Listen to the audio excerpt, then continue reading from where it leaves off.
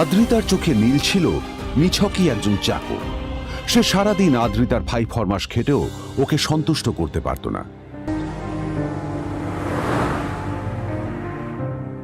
এত কিছুর পরেও কেন একজন ধনী বাবা তার মেয়েকে গরিব ছেলের সাথে বিয়ে দিলেন?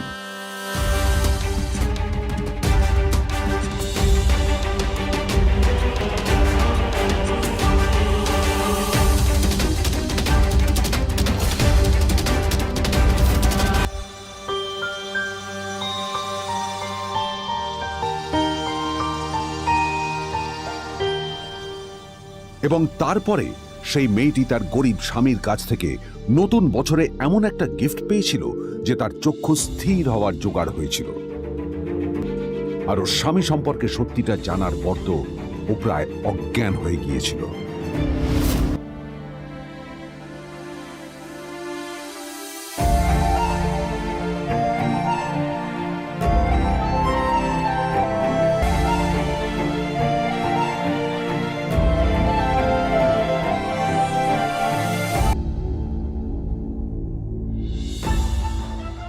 আমার বাবা সবচেয়ে বড় ভুল করেছে তোমার মতো একটা গরিব ছেলের সাথে আমার বিয়ে দিয়ে। আমার সব বন্ধুদের স্বামীরা ওদের কত দামি দামি গিফট দেয়, আর তুমি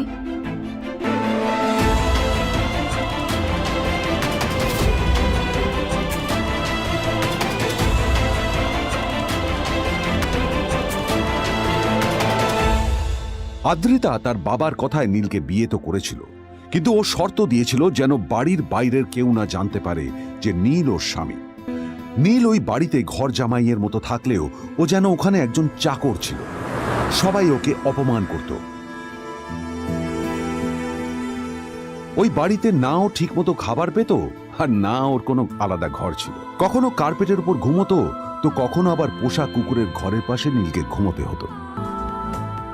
হাত খরচ মেটাতে ও এক জায়গায় ওয়েটারের কাজও করত। আদ্রিতা তার বন্ধুদের বলেছিল যে আদ্রিতা বিদেশে বিয়ে করেছে আর তার স্বামী লন্ডনের একজন খুব বড় বিজনেসম্যান।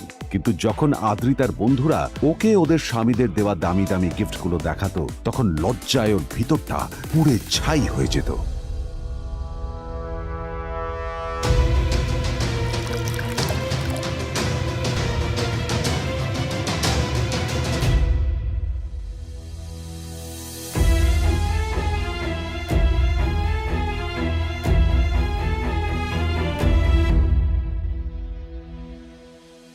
এই যে শোনো, নিউ ইয়ারে আমার একটা গিফট চাই তোমার থেকে। আর গিফট যেন দামি হয়, হ্যাঁ, মানে খুব দামি, কয়েক লাখ টাকা। ওকে? কয়েক লাখ টাকা? কিন্তু অদ্রিতা, এত টাকা আমি একসাথে কখনো দেখিনি। তোমাকে এত দামি গিফট আমি কি করে দেব? এটা তো তোমার বিয়ে করার আগে ভাবা উচিত ছিল। একজন পুরুষ মানুষ হয়ে নিজের স্ত্রীর এইটুকু ইচ্ছা তুমি পূরণ করতে পারবে না? স্ত্রীর এই কথাগুলো নীলকে আহত করে। নিঃশব্দে ওখান থেকে চলে যায় নীল।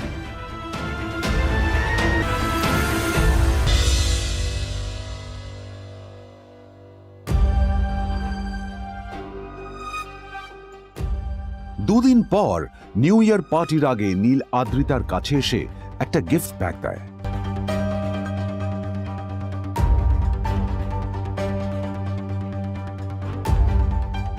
আদ্রিতা মুখ বেজার করে বাক্সটা খুলল, তবে তারপর বাক্সের ভেতরে গিফটটা দেখতেই ও চমকে গেল।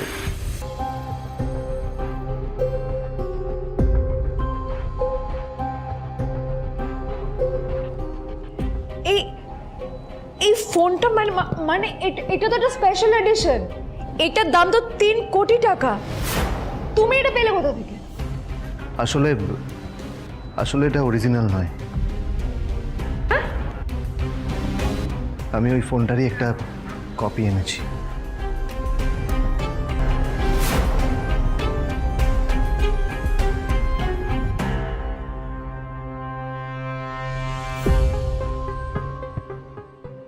কিন্তু আদ্রিতার নীলের কথা একটু সন্দেহ হয়, কারণ ফোনটা দেখে একেবারেই আসল বলেই মনে হচ্ছিল। পরের দিনই আদ্রিতা ওই কোম্পানির শোরুমে গেল। এই ফোনটা একটু দেখুন না প্লিজ। ওয়াও, আচ্ছা ম্যাম, আপনি কি মিস্টার রয় চৌধুরীর বন্ধু? কে মিস্টার রয় চৌধুরী? ও আপনি কি ওই রয় চৌধুরী গ্রুপ অফ ইন্ডাস্ট্রিজের মালিকের কথা বলছেন? হ্যাঁ, না না, আমি ওনাকে চিনি না। আমি কেন, আমার মনে হয় কেউই ওনাকে চেনে না। বড় বড় মানুষেরাই ওনা দেখা পান না। আমিও কোনোদিন ওনাকে দেখিনি, কিন্তু সাডেনলি আপনি এই প্রশ্নটা করলেন কেন? অ্যাকচুয়ালি ম্যাম আপনার হাতের এই ফোনটা আসলে এটা ফোনের স্পেশাল এডিশন। এই কাটিং, এই ডিজাইন, এই লোগো, এটা জাল করা ইজ নেক্সট টু ইম্পসিবল। আর গোটা ভারতে বিক্রি হওয়া এই ফোনের সেকেন্ড পিস এটা, যেটা মিস্টার রয় চৌধুরী কিনেছিলেন। সেজন্যই জিজ্ঞেস করছি ম্যাম, আপনি এই ফোনটা কোথা থেকে পেলেন? তবে কি নীলই মিস্টার রয় চৌধুরী, নাকি নীল এই ফোনটা চুরি করেছে? বেকার নীলের কাছেই কোটি টাকার ফোন কোথা থেকে এলো? নীলের সত্যিটা তাহলে কি? আর ও যদি সত্যি বড়লোক হয়ে থাকে, তবে ও নিজের শ্বশুর বাড়িতে খরচামাই হয়েই বা থাকে কেন? তবে আদ্রিতার বিশ্বাস ছিল যে কোনো না কোনো মতলব করেই নীল এই ফোনটা আদ্রিতার জন্য নিয়ে এসেছিল।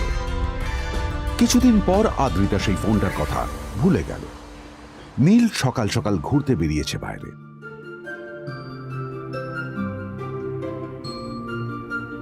কটা বাজে রে? আমার খুব লেট হয়ে গেছে বুঝলি। তোরা খেল, ঠিক আছে? তোরা খেল, আমি আসছি।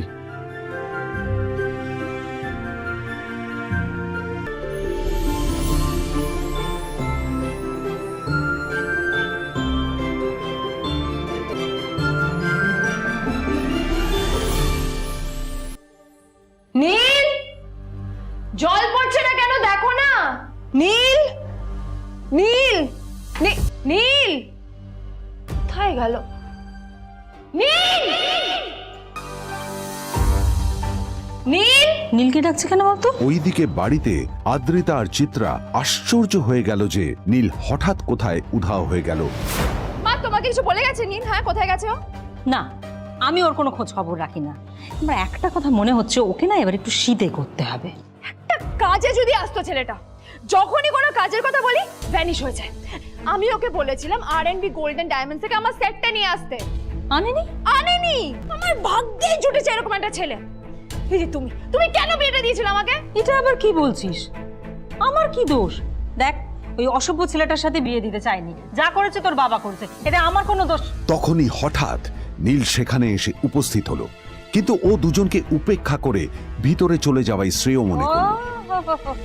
এই যে লাট সাহেব ফিরলেন রাজকার্য করে। এদিকে এসো, তোমার ফাঁকিবাজির আলোচনাই এখানে চলছে। মা এসো। প্লিজ থাক, মা থাক, ভাল লাগছে না। এমনিতেই অফিসের জন্য আমার লেট হয়ে যাচ্ছে, আর বিজন আমার ওয়েটও করছে। বিজনের নাম শুনেই নীলের মুখটা ফ্যাকাশে হয়ে গেল। আদ্রিতা নীলকে উপেক্ষা করেই বলল, আর এই যে এই ছেলেটার মতো আর একটা ফাঁকিবাজ না তুমি পাবে না। তুমি কেন দাঁড়িয়ে আছো? এই যে শোনো শোনো শোনো শোনো, দাঁড়িয়ে আছো কেন? তোমাকে আমি বলেছিলাম R&B গোল্ড ডায়মন্ডস থেকে আমার সেটটা তুলেছো, তোলোনি তো। এইটা চাই না আমার। তুমি আমার সাথে অফিসে যাবে, ফেরার পথে তুমি সেটটা নিয়ে আসবে। তোমার জন্য সবসময় লেট হয়ে অফিসে, তোমার জন্য বিরক্ত লাগে। আর ব্যাগটা নিয়ে ওর পেছন পেছন কোথায় যাচ্ছ? যাও দিয়ে ওখানে রেখে এসো।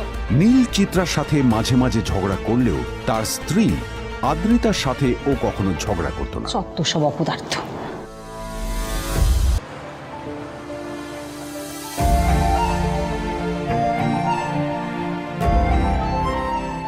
কিছুক্ষণের মধ্যেই তারা আদ্রিতার অফিসে পৌঁছে গেল।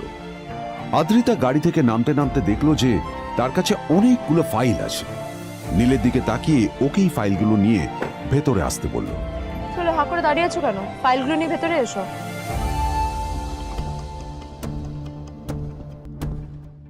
আদ্রিতা যখন ওর ক্যাবিনে পৌঁছলো, তখন দেখলো সেখানে আগে থেকেই ওর বন্ধু এবং বিজনেস পার্টনার বিজন বসে ওর জন্য অপেক্ষা করছে।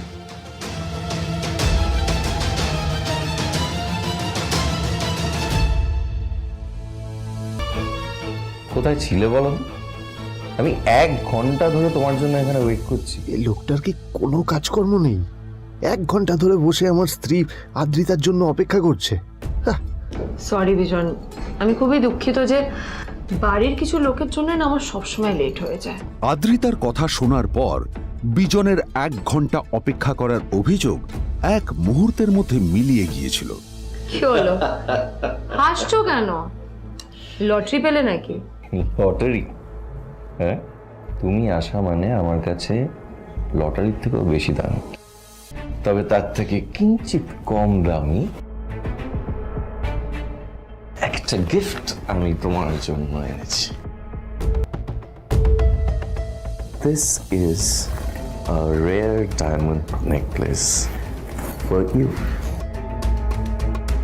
এটা আমার জন্য? সত্যি? এই শহরে এটা খুঁজে পাওয়া খুব বিরল। Just like you. Like it? Thank you. You're welcome. Thank you for the gift. আসি তাহলে এখন।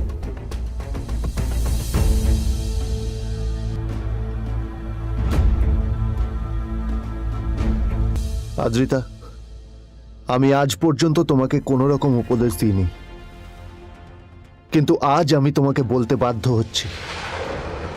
এই যে এই লোকটা তোমাকে শুধুমাত্র ইমপ্রেস করার জন্য একটা নকল সস্তার হীরের গয়না দিয়ে গেছে।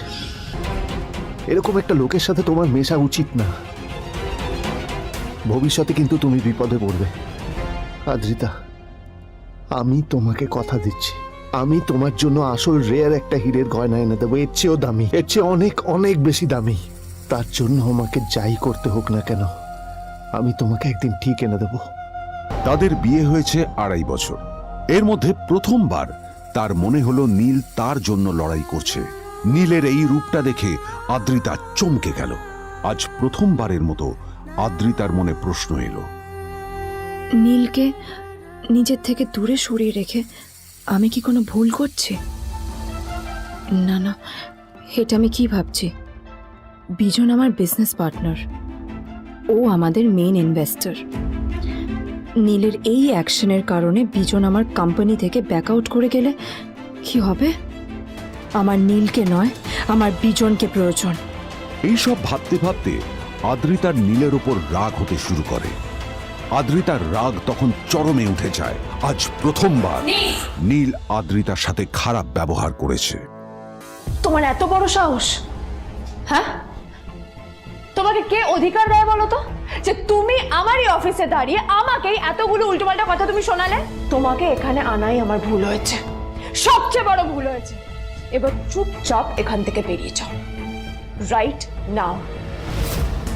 Gate out! নীল আদ্রিতার এই কথার কোনো উত্তর দিল না। নীল জানতো যে ও যতই কথা বাড়াবে আদ্রিতা ততই বেশি রেগে যাবে।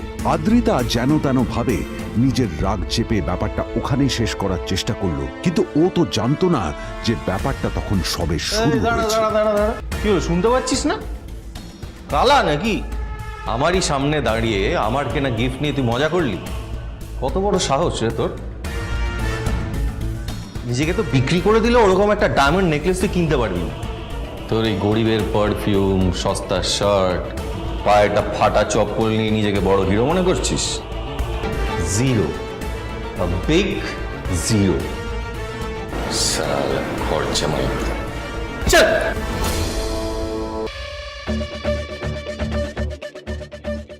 নীল তখনও ঝামেলা করার মেজাজ ছিল না, কিন্তু যখন কেউ অন্যের নীরবতা সুযোগ নিতে শুরু করে তখন কথা বলাটা প্রয়োজন। নীল আঙুল তুলে পেছনের দিকে ইশারা করে। প্রথম কথা, ওই যে ওখানে দাঁড়িয়ে আছে, ও আমার স্ত্রী, তাই আমার স্ত্রীকে তোমার নেকলেস দেওয়ার কোনো অধিকার নেই। ওকে যদি নেকলেস দিতে হয় তাহলে আমি দেব, তাই এসব ফ্রডগিরি বন্ধ করো। আর দ্বিতীয় কথা, যার পকেটে পয়সা নেই ঝনঝন আওয়াজ করা তার মানায় না। নীল বিজনকে তার সোয়াগ দেখিয়ে বেরিয়ে গেল।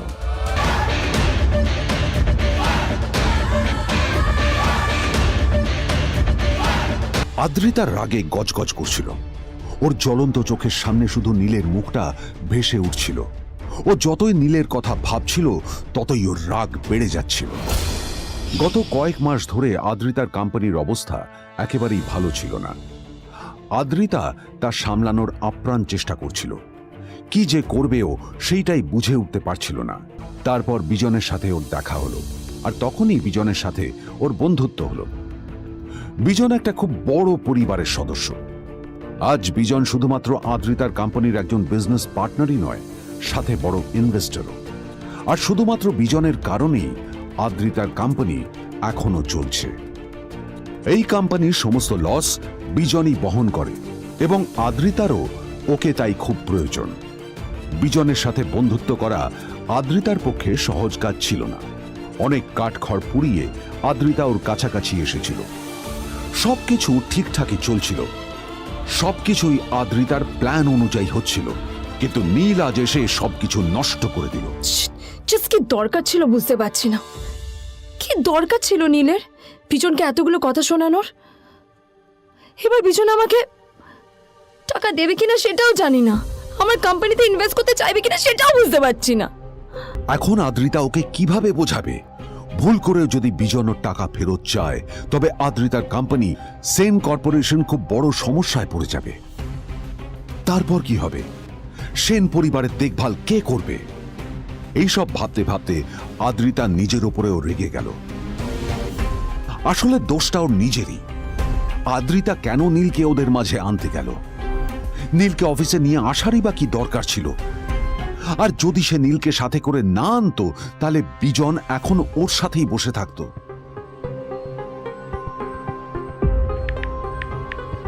প্যামেলা, আমি মিটিংয়ে বেরোবো, আমার চেঞ্জটা একটু নিয়ে এসো প্লিজ। Thank you. আর অন্যদিকে সেন কর্পোরেশনের অফিস থেকে বেরিয়ে নীলের খুব ফুরফুরে লাগছিল। তখনই হঠাৎ ওর ফোনটা বেজে উঠল। ফোনটা ছিল মিস্টার রায় চৌধুরীর। তিনি ছিলেন শহরের সব থেকে বড় বিজনেসম্যান। হ্যাঁ মিস্টার রায়চৌধুরী, আমি আপনাকেই ফোন করতে যাচ্ছিলাম। আমি একজন বিশেষ লোকের সাথে তোমার একটা মিটিং ফিক্স করেছি। ওর অ্যাড্রেস আমি তোমাকে টেক্সট করে দিয়েছি। আমি চাই তুমি ওই লোকটার সাথে মিট করো। ঠিক আছে, আমি যে কোনো কারোর সাথে দেখা করতে পারি, কিন্তু তার জন্য আপনাকে আমার দুটো শর্ত মানতে হবে। প্রথমটা, আমার জন্য একটা রেয়ার হীরের নেকলেস আপনাকে জোগাড় করে আনতে হবে। আর দ্বিতীয়টা, আমি আপনাকে টেক্সট করছি, এটাও কিন্তু একই রকম জরুরি। এই দুটো কাজ আপনাকে যত তাড়াতাড়ি সম্ভব করে ফেলতে হবে আমার জন্য, ঠিক আছে? তোমার অ্যাকাউন্টে কিছু টাকা পাঠিয়েছি, কিছু জামা কাপড় কেন, যাতে তুমি ভদ্র সমাজে আসার যোগ্য হও আর তোমাকে আমি স্বামীর পরিচয় দিতে লজ্জা না পাই। তোমার কারণে আমার পরিবার লজ্জা পাবে, আমি সেটা চাই না। যখনই দেখি তখনই তুমি ভিখিরির মতো ছেঁড়া ফাটা জামা কাপড় পরে থাকো। আসলে আদ্রিতার বাড়িতে আজ ফ্যামিলি ডিনার পার্টি ছিল, আর শেষবার নীলের জন্য ওকে অনেক ঝামেলা পোহাতে হয়েছিল। মেসেজ পড়ে নীল ফোনটা নিজের পকেটে রেখে রাস্তার ধারে গিয়ে একটা ট্যাক্সি থামানোর জন্য হাত বাড়িয়ে দিল। নীল ট্যাক্সি ধরে গোল্ডেন সিটি অ্যাভিনিউর দিকে বেরিয়ে পড়ল। গোল্ডেন সিটি অ্যাভিনিউ শুধু কলকাতারই নয়, এটা ছিল সারা পশ্চিমবঙ্গের সবচেয়ে বিলাসবহুল সোসাইটিগুলোর মধ্যে একটা। আসলে এই সেই জায়গা যেখানে মিস্টার রায়চৌধুরী আজ তার জন্য গোপন মিটিং ফিক্স করেছিলেন। কিন্তু নীল কার সাথে দেখা করতে যাচ্ছে এ সম্পর্কে ওর কোনো ধারণাই ছিল না। যখন নীল সেখানে পৌঁছলো, ফুলভিলার বাগানে বসে থাকা লোকটিকে দেখে রাগে নীলের রক্ত ফুটতে শুরু করলো। নীল ওখানে না দাঁড়িয়ে বেরিয়ে গেল। তখনই হঠাৎ একটা মেসেজ এলো। আসলে আজ আদ্রিতার ফ্যামিলি গ্যাদারিংয়ে যাওয়ার আগে নীলকে ওর হাই স্কুলের রিইউনিয়নেও যেতে হতো। গ্র্যাজুয়েশনের পর এত বছরে এই প্রথম নীল তার কোনো কলেজ বা স্কুলের রিইউনিয়নে যাচ্ছে। এতগুলো বছরে নীল তার কোনো বন্ধুর সাথেই দেখা করেনি। নীলের তার পুরনো সহপাঠীদের কথা মনে পড়তে লাগলো, যাদের সাথে ও স্কুলে মজা করত। আজ আবার ওদের সকলের সাথে নীলের দেখা হবে। আর এই সব কিছু ভেবেই নীল এক্সাইটেড হয়ে যাচ্ছিল। আসলে সোহিনীকে নীল তার স্কুল টাইমে পছন্দ করত।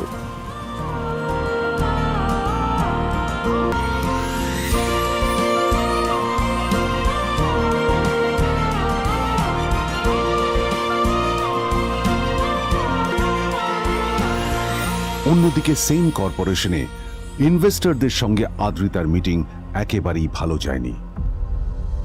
তাকে দেখে বেশ গম্ভীর মনে হচ্ছিল।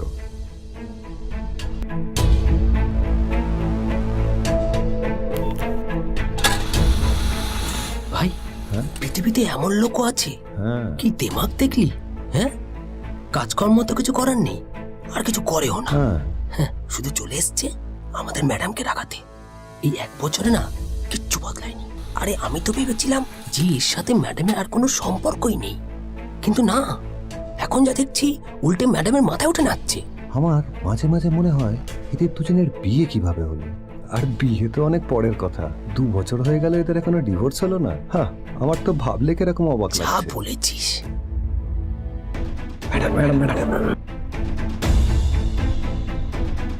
অফিসে চলতে থাকা এইসব কথা শুনে আদ্রিতার আরো রাগ হলো। আদ্রিতা ক্যাবিনে যাওয়ার পরে রাগকে নিয়ন্ত্রণ করা ওর পক্ষে আরো কঠিন হয়ে গেল। ও তখন বুঝতেই পারছিল না যে ওর রাগ কিভাবে নিয়ন্ত্রণ করবে। আদ্রিতা এটাও ভাবছিল যে নীলের জন্য ওকে আর কত অপমানিত হতে হবে। এসব ভাবতে ভাবতেই আদ্রিতার চোখ গেল ওর বাবার ছবিটার দিকে।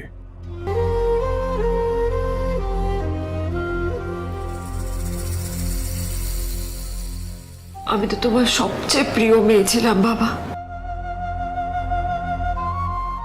তাই আমি সবসময় ভেবেছি যে তুমি আমার জন্য যাকে সিলেক্ট করবে সে সব থেকে শ্রেষ্ঠ হবে। তাই আমি নিজে থেকে কখনো কোনো রিলেশনশিপে যাইনি, আর তোমার কাছে বিয়ের কোনো শর্তও রাখিনি। কিন্তু তুমি না আমার সাথে কি করলে? এই গাধাটার সাথে আমাকে বিয়ে দিলে।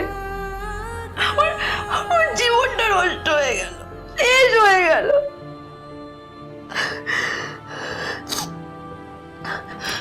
আমি যদি একটু জানতাম যে ও কিছু করে না, ঘর চাপাই হয়ে থাকবে, এইসব কাজকর্ম করে, তাহলে আমি কোনোদিনই বিয়েতে রাজি হতাম না বাবা, কোনোদিন না, কোনোদিন।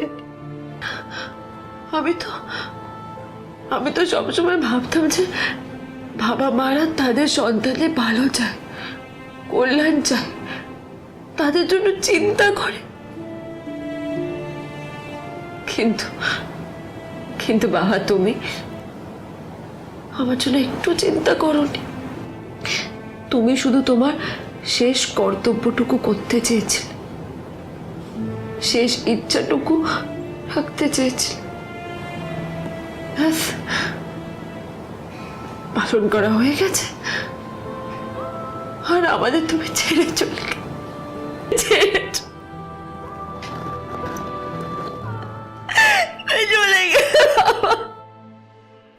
অন্যদিকে নীল রিইউনিয়ন পার্টির জন্য হোটেল প্রাইম স্টারের দিকে রওনা হলো। হোটেল প্রাইম স্টার ছিল শহরের সবচেয়ে দামি হোটেল। ওখানে শহরের সব বড় লোকেরা যাতায়াত করত।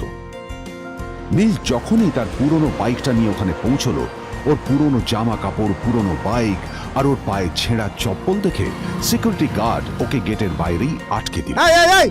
থাম, এই কোথায় যাচ্ছিস শালা ভিখিরি? না না দাদা, আপনি আমাকে ভুল বুঝছেন। আসলে আমাকে ইনভাইট করা হয়েছে, আমি এই হোটেলেই এসেছি। শালা মিথ্যে কথা বলার জায়গা পাস না? হ্যাঁ, মিথ্যে কথা বলার আগে নিজের চেহারাটা তো দেখতিস। এটা একটা প্রাইম হোটেল, বুঝেছিস? এখানে সব শহরের বড় বড় লোকেরা তাদের বড় বড় গাড়ি নিয়ে আসে। শালা তোর মতো একটা ভিখিরি একটা ফ্যাট প্যাটে আওয়াজ বের করা বাইক নিয়ে চলে এসেছিস, আর আমি তোকে ঢুকতে দেবো না দাদা, আমাকে ইনভাইট করা হয়েছে। আমাকে শুনুন, চল আমাকে একবার ঢুকতে দিন আমাকে। নীল পড়ে যেতেই একটা দামি গাড়ি ওখানে এসে দাঁড়ালো। এই গাড়িটি আর অন্য কারো নয়, হোটেল প্রাইমের মালিক মিস্টার খান্নার ছিল। কি হচ্ছে কি এটা? হোটেলের গেটের সামনে এসব ক্যাশ চলছে এখানে। হোটেলের বদনাম হবে না এতে? স্যার দেখুন না, এই যে ভিখিরিটা হোটেলে ঢুকতে যাচ্ছে, আমি বারণ করছি, শুনছে না স্যার? Shut up! আপনি কি করতে আছেন? কে কি হচ্ছে দেখি কে? মিস্টার খান্না তার চশমা খুলে নীলের দিকে দেখলেন, আর ওনার মুখটা হাঁ হয়ে গেল।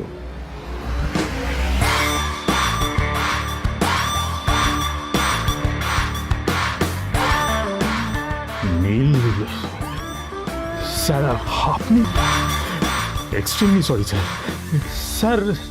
স্যার আপনি একটা ইনফর্ম করেননি কেন আমাকে? আপনি আসবেন জানলে তো আমি নিজে রিসিভ করতে আসতাম আপনাকে।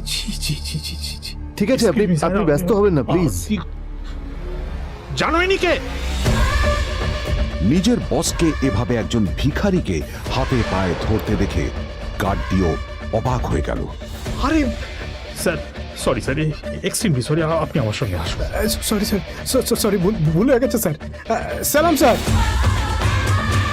নীল কি তবে সত্যিই একজন খুব বড়লোক কেউ?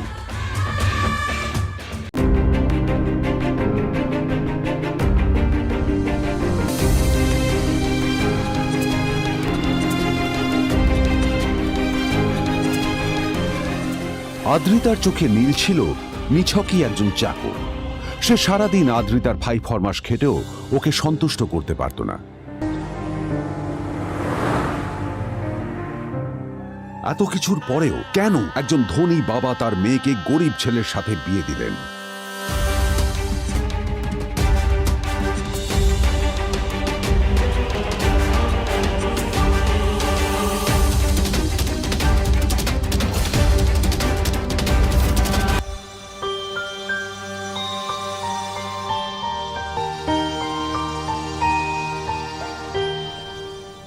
এবং তারপরে সেই মেয়েটি তার গরিব স্বামীর কাছ থেকে নতুন বছরে এমন একটা গিফট পেয়েছিল যে তার চক্ষু স্থির হওয়ার জোগাড় হয়েছিল। আর ওর স্বামী সম্পর্কে সত্যিটা জানার পর তো ও প্রায় অজ্ঞান হয়ে গিয়েছিল।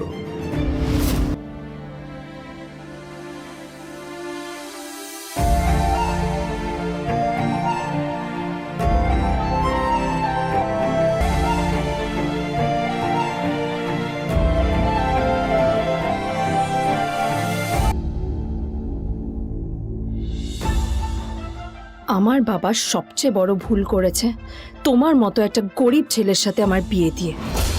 আমার সব বন্ধুদের স্বামীরা ওদের কত দামি দামি গিফট দেয়, আর তুমি?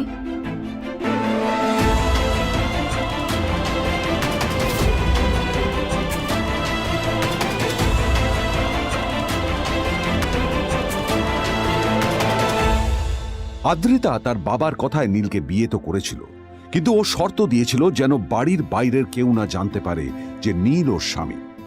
নীল ওই বাড়িতে ঘর জামাইয়ের মতো থাকলেও ও যেন ওখানে একজন চাকর ছিল। সবাই ওকে অপমান করত।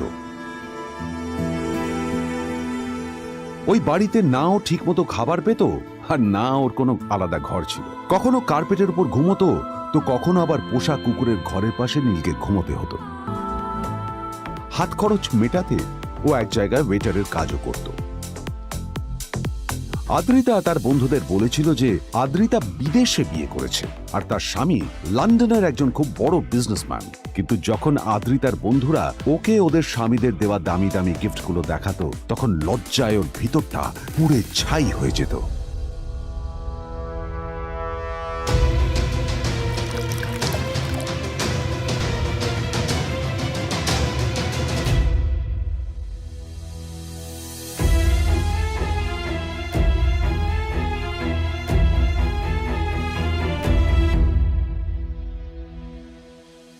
এই যে শোনো, নিউ ইয়ারে আমার একটা গিফট চাই তোমার থেকে। আর গিফট যেন দামি হয়, হ্যাঁ, মানে খুব দামি, কয়েক লাখ টাকা। ওকে?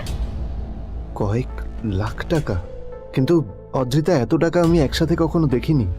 তোমাকে এত দামি গিফট আমি কি করে দেব? এটা তো তোমার বিয়ে করার আগে ভাবা উচিত ছিল। একজন পুরুষ মানুষ হয়ে নিজের স্ত্রীর এইটুকু ইচ্ছা তুমি পূরণ করতে পারবে না? স্ত্রীর এই কথাগুলো নীলকে আহত করে। নিঃশব্দে ওখান থেকে চলে যায় নীল।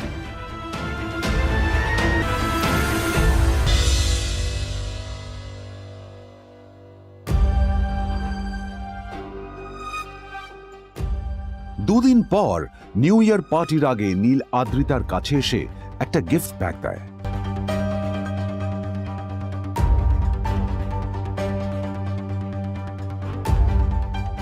আদ্রিতা মুখ বেজার করে বাক্সটা খুলল, তবে তারপর বাক্সের ভেতরে গিফটটা দেখতেই ও চমকে গেল।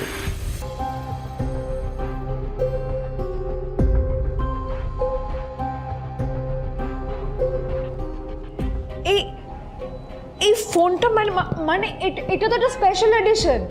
এটার দাম তো 3 কোটি টাকা। তুমি এটা পেলে কোথা থেকে? আসলে এটা অরিজিনাল নয়। আমি ওই ফোনটারই একটা কপি এনেছি।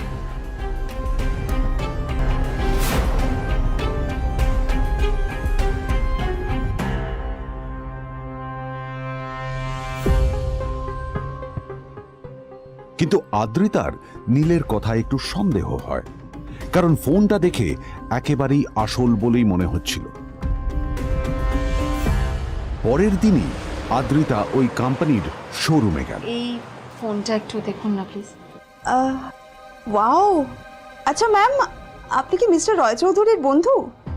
কে মিস্টার রয় চৌধুরী? ও আপনি কি ওই রয় চৌধুরী গ্রুপ অফ ইন্ডাস্ট্রিজের মালিকের কথা বলছেন? হ্যাঁ। না না, আমি ওনাকে চিনি না। আমি কেন, আমার মনে হয় কেউই ওনাকে চেনে না। বড় বড় মানুষেরাই ওনা দেখা পান না। আমিও কোনোদিন ওনাকে দেখিনি, কিন্তু সাডেনলি আপনি এই প্রশ্নটা করলেন কেন? অ্যাকচুয়ালি ম্যাম, আপনার হাতের এই ফোনটা আসলে এটা ফোনের স্পেশাল এডিশন। এই কাটিং, এই ডিজাইন, এই লোগো, এটা জাল করা ইজ নেক্সট টু ইম্পসিবল। আর গোটা ভারতে বিক্রি হওয়া এই ফোনের সেকেন্ড পিস এটা, যেটা মিস্টার রয় চৌধুরী কিনেছিলেন। সেজন্যই জিজ্ঞেস করছি ম্যাম, আপনি এই ফোনটা কোথা থেকে পেলেন? তবে কি নীলই মিস্টার রয় চৌধুরী, নাকি নীল এই ফোনটা চুরি করেছে? বেকার নীলের কাছেই কোটি টাকার ফোন কোথা থেকে এলো? নীলের সত্যিটা তাহলে কি? আর ও যদি সত্যি বড়লোক হয়ে থাকে, তবে ও নিজের শ্বশুর বাড়িতে খরচামাই হয়েই বা থাকে কেন? তবে আদ্রিতার বিশ্বাস ছিল যে কোনো না কোনো মতলব করেই নীল এই ফোনটা আদ্রিতার জন্য নিয়ে এসেছিল।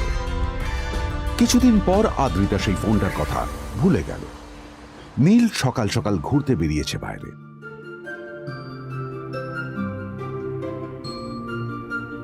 কটা বাজে রে? আমার খুব লেট হয়ে গেছে, বুঝলি? তোরা খেল, ঠিক আছে? তোরা খেল, আমি আসছি।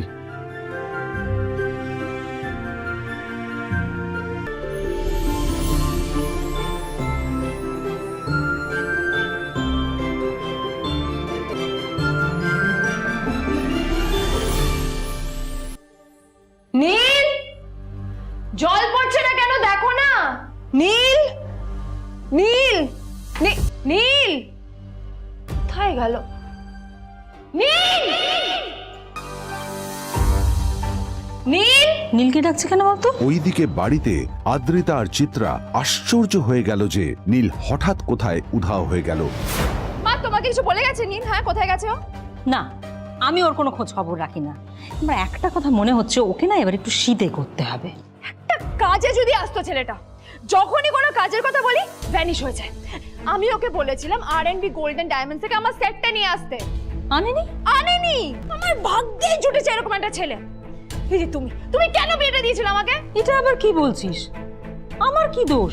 দেখ, ওই অসভ্য ছেলেটার সাথে বিয়ে দিতে চাইনি। যা করেছে তোর বাবা করেছে, এটা আমার কোনো দোষ। তখনই হঠাৎ নীল সেখানে এসে উপস্থিত হলো, কিন্তু ও দুজনকে উপেক্ষা করে ভিতরে চলে যাওয়াই শ্রেয় মনে করল। এই যে লাট সাহেব ফিরলেন রাজকার্য করে। এদিকে এসো, তোমার ফাঁকিবাজির আলোচনাই এখানে চলছে। মা প্লিজ থাক, মা থাক, ভাল লাগছে না। এমনিতেই অফিসের জন্য আমার লেট হয়ে যাচ্ছে, আর বিজন আমার ওয়েটও করছে। বিজনের নাম শুনেই নীলের মুখটা ফ্যাকাশে হয়ে গেল। আদ্রিতা নীলকে উপেক্ষা করেই বলল, আরে যে এই ছেলেটার মতো আর একটা ফাঁকিবাজ না তুমি পাবে না। তুমি কেন দাঁড়িয়ে আছো? এই যে শোনো শোনো শোনো শোনো, দাঁড়িয়ে আছো কেন? তোমাকে আমি বলেছিলাম R&B গোল্ড ডায়মন্ড থেকে আমার সেটটা তুলেছো, তোলোনি তো। এইটা চাই না আমার। তুমি আমার সাথে অফিসে যাবে, ফেরার পথে তুমি সেটটা নিয়ে আসবে। তোমার জন্য সবসময় লেট হয় অফিসে, তোমার জন্য। বিরক্ত লাগে। আর ব্যাগটা নিয়ে ওর পেছন পেছন কোথায় যাচ্ছ? যাও দিয়ে ওখানে রেখে এসো। নীল চিত্রার সাথে মাঝে মাঝে ঝগড়া করলেও তার স্ত্রী আদ্রিতার সাথে ও কখনো ঝগড়া করত না। সত্য সব অপদার্থ।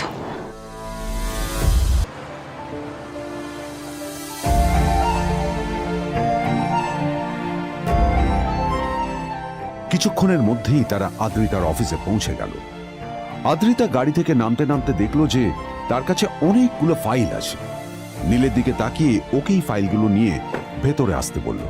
চলো, হা করে দাঁড়িয়ে আছো কেন? ফাইলগুলো নিয়ে ভেতরে এসো।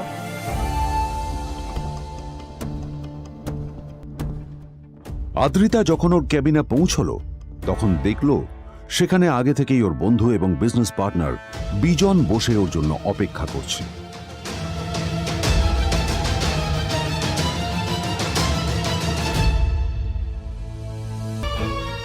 কোথায় ছিলে বলো? আমি 1 ঘন্টা ধরে তোমার জন্য এখানে ওয়েট করছি। এই লোকটার কি কোনো কাজকর্ম নেই? 1 ঘন্টা ধরে বসে আমার স্ত্রী আদ্রিতার জন্য অপেক্ষা করছে। সরি বিজন, আমি খুবই দুঃখিত যে বাড়ির কিছু লোকের জন্য না আমার সবসময় লেট হয়ে যায়। আদ্রিতার কথা শোনার পর বিজনের 1 ঘন্টা অপেক্ষা করার অভিযোগ 1 মুহূর্তের মধ্যে মিলিয়ে গিয়েছিল। কি হলো, হাসছো কেন? লটারি পেলে নাকি? লটারি? হ্যাঁ, তুমি আসা মানে আমার কাছে লটারির থেকেও বেশি দামি, তবে তার থেকে কিঞ্চিত কম দামি একটা গিফট আমি তোমার জন্য এনেছি। This is a rare diamond necklace for you. এটা আমার জন্য? সত্যি? এই শহরে এটা খুঁজে পাওয়া খুব বিরল। Just like you. Like it? Thank you. You're welcome. Thank you for the gift. আসি তাহলে এখন।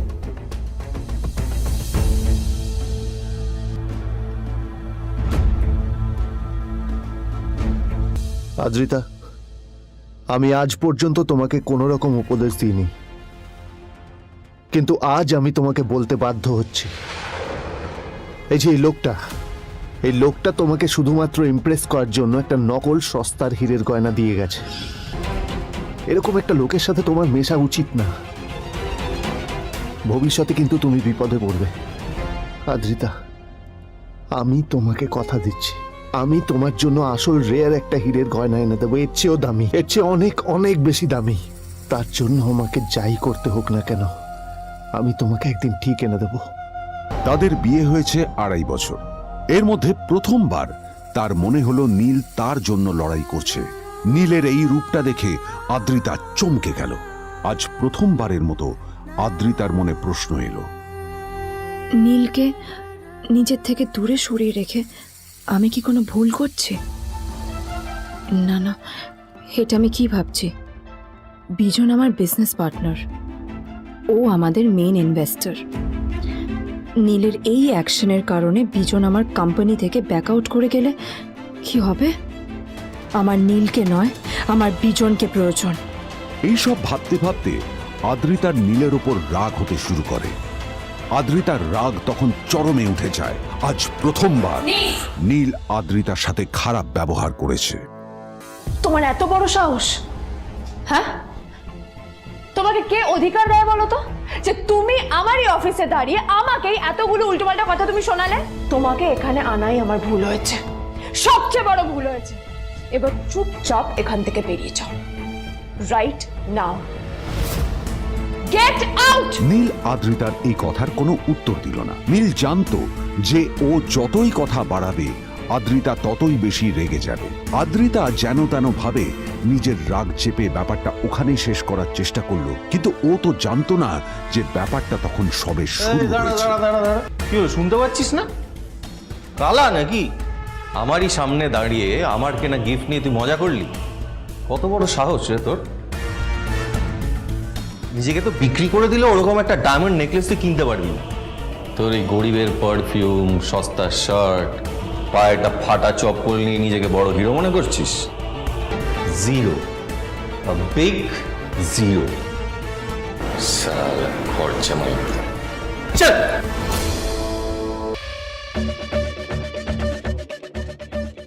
নীল তখনও ঝামেলা করার মেজাজ ছিল না, কিন্তু যখন কেউ অন্যের নীরবতা সুযোগ নিতে শুরু করে তখন কথা বলাটা প্রয়োজন।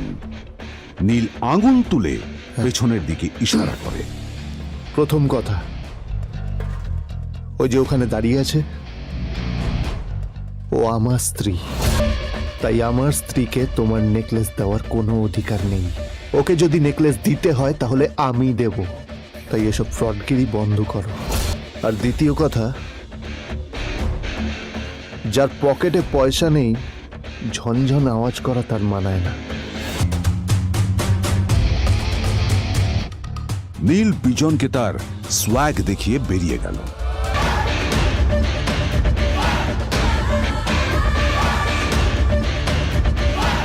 আদ্রিতার রাগে গজগজ করছিল। ওর জ্বলন্ত চোখের সামনে শুধু নীলের মুখটা ভেসে উঠছিল। ও যতই নীলের কথা ভাবছিল ততই ওর রাগ বেড়ে যাচ্ছিল। গত কয়েক মাস ধরে আদ্রিতার কোম্পানির অবস্থা একেবারেই ভালো ছিল না। আদ্রিতা তা সামলানোর আপ্রাণ চেষ্টা করছিল। কি যে করবেও সেইটাই বুঝে উঠতে পারছিল না। তারপর বিজনের সাথে ওর দেখা হলো, আর তখনই বিজনের সাথে ওর বন্ধুত্ব হলো। বিজন একটা খুব বড় পরিবারের সদস্য। আজ বিজন শুধুমাত্র আদ্রিতার কোম্পানির একজন বিজনেস পার্টনারই নয়, সাথে বড় ইনভেস্টরও। আর শুধুমাত্র বিজনের কারণেই আদ্রিতার কোম্পানি এখনো চলছে। এই কোম্পানির সমস্ত লস বিজনই বহন করে, এবং আদ্রিতারও ওকে তাই খুব প্রয়োজন। বিজনের সাথে বন্ধুত্ব করা আদ্রিতার পক্ষে সহজ কাজ ছিল না। অনেক কাঠখড় পুড়িয়ে আদ্রিতা ওর কাছাকাছি এসেছিল। সবকিছু ঠিকঠাকই চলছিল, সবকিছুই আদ্রিতার প্ল্যান অনুযায়ী হচ্ছিল, কিন্তু নীল আজ এসে সবকিছু নষ্ট করে দিল। জাস্ট কি দরকার ছিল বুঝতে পারছি না। কি দরকার ছিল নীলের বিজনকে এতগুলো কথা শোনানোর? এবার বিজন আমাকে টাকা দেবে কিনা সেটাও জানি না, আমার কোম্পানিতে ইনভেস্ট করতে চাইবে কিনা সেটাও বুঝতে পারছি না। এখন আদ্রিতা ওকে কিভাবে বোঝাবে? ভুল করে যদি বিজন ওর টাকা ফেরত চায়, তবে আদ্রিতার কোম্পানি সেন কর্পোরেশন খুব বড় সমস্যায় পড়ে যাবে। তারপর কি হবে? সেন পরিবারের দেখভাল কে করবে? এইসব ভাবতে ভাবতে আদ্রিতা নিজের উপরেও রেগে গেল। আসলে দোষটা ওর নিজেরই। আদ্রিতা কেন নীলকে ওদের মাঝে আনতে গেল? নীলকে অফিসে নিয়ে আসারই বা কি দরকার ছিল?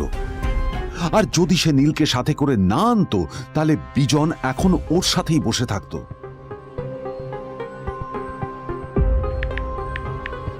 প্যামেলা, আমি মিটিংয়ে বেরোবো, আমার চেঞ্জটা একটু নিয়ে এসো প্লিজ। Thank you. আর অন্যদিকে সেন কর্পোরেশনের অফিস থেকে বেরিয়ে নীলের খুব ফুরফুরে লাগছিল। তখনই হঠাৎ ওর ফোনটা বেজে উঠল। ফোনটা ছিল মিস্টার রায় চৌধুরীর। তিনি ছিলেন শহরের সব থেকে বড় বিজনেসম্যান। হ্যাঁ মিস্টার রায়চৌধুরী, আমি আপনাকেই ফোন করতে যাচ্ছিলাম। আমি একজন বিশেষ লোকের সাথে তোমার একটা মিটিং ফিক্স করেছি। ওর অ্যাড্রেস আমি তোমাকে টেক্সট করে দিয়েছি। আমি চাই তুমি ওই লোকটার সাথে মিট করো। ঠিক আছে, আমি যে কোনো কারোর সাথে দেখা করতে পারি, কিন্তু তার জন্য আপনাকে আমার দুটো শর্ত মানতে হবে। প্রথমটা, আমার জন্য একটা রেয়ার হীরের নেকলেস আপনাকে জোগাড় করে আনতে হবে। আর দ্বিতীয়টা, আমি আপনাকে টেক্সট করছি, এটাও কিন্তু একই রকম জরুরি। এই দুটো কাজ আপনাকে যত তাড়াতাড়ি সম্ভব করে ফেলতে হবে আমার জন্য, ঠিক আছে? তোমার অ্যাকাউন্টে কিছু টাকা পাঠিয়েছি, কিছু জামা কাপড় কেনো, যাতে তুমি ভদ্র সমাজে আসার যোগ্য হও, আর তোমাকে আমি স্বামীর পরিচয় দিতে লজ্জা না পাই। তোমার কারণে আমার পরিবার লজ্জা পাবে, আমি সেটা চাই না। যখনই দেখি তখনই তুমি ভিখিরির মতো ছেঁড়া ফাটা জামা কাপড় পরে থাকো। আসলে আদ্রিতার বাড়িতে আজ ফ্যামিলি ডিনার পার্টি ছিল, আর শেষবার নীলের জন্য ওকে অনেক ঝামেলা পোহাতে হয়েছিল। মেসেজ পড়ে নীল ফোনটা নিজের পকেটে রেখে রাস্তার ধারে গিয়ে একটা ট্যাক্সি থামানোর জন্য হাত বাড়িয়ে দিল। নীল ট্যাক্সি ধরে গোল্ডেন সিটি অ্যাভিনিউর দিকে বেরিয়ে পড়ল। গোল্ডেন সিটি অ্যাভিনিউ শুধু কলকাতারই নয়, এটা ছিল সারা পশ্চিমবঙ্গের সবচেয়ে বিলাসবহুল সোসাইটিগুলোর মধ্যে একটা। আসলে এই সেই জায়গা যেখানে মিস্টার রায়চৌধুরী আজ তার জন্য গোপন মিটিং ফিক্স করেছিলেন। কিন্তু নীল কার সাথে দেখা করতে যাচ্ছে এ সম্পর্কে ওর কোনো ধারণাই ছিল না। যখন নীল সেখানে পৌঁছলো, পুলভিলার বাগানে বসে থাকা লোকটিকে দেখে রাগে নীলের রক্ত ফুটতে শুরু করলো। নীল ওখানে না দাঁড়িয়ে বেরিয়ে গেল। তখনই হঠাৎ একটা মেসেজ এলো। আসলে আজ আদ্রিতার ফ্যামিলি গ্যাদারিংয়ে যাওয়ার আগে নীলকে ওর হাই স্কুলের রিইউনিয়নেও যেতে হতো। গ্র্যাজুয়েশনের পর এত বছরে এই প্রথম নীল তার কোনো কলেজ বা স্কুলের রিইউনিয়নে যাচ্ছে। এতগুলো বছরে নীল তার কোনো বন্ধুর সাথেই দেখা করেনি। নীলের তার পুরনো সহপাঠীদের কথা মনে পড়তে লাগলো, যাদের সাথে ও স্কুলে মজা করত। আজ আবার ওদের সকলের সাথে নীলের দেখা হবে। আর এই সব কিছু ভেবেই নীল এক্সাইটেড হয়ে যাচ্ছিল। আসলে সোহিনীকে নীল তার স্কুল টাইমে পছন্দ করত।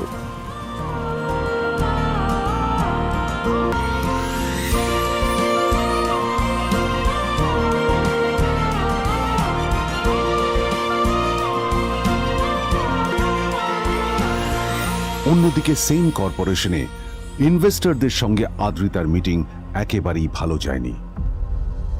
তাকে দেখে বেশ গম্ভীর মনে হচ্ছিল।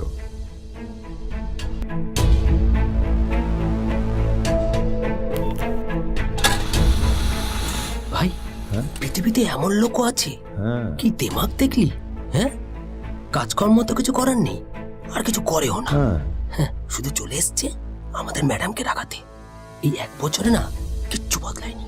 আরে আমি তো ভেবেছিলাম যে এর সাথে ম্যাডামের আর কোনো সম্পর্কই নেই, কিন্তু না, এখন যা দেখছি উল্টে ম্যাডামের মাথায় উঠে নাচছে।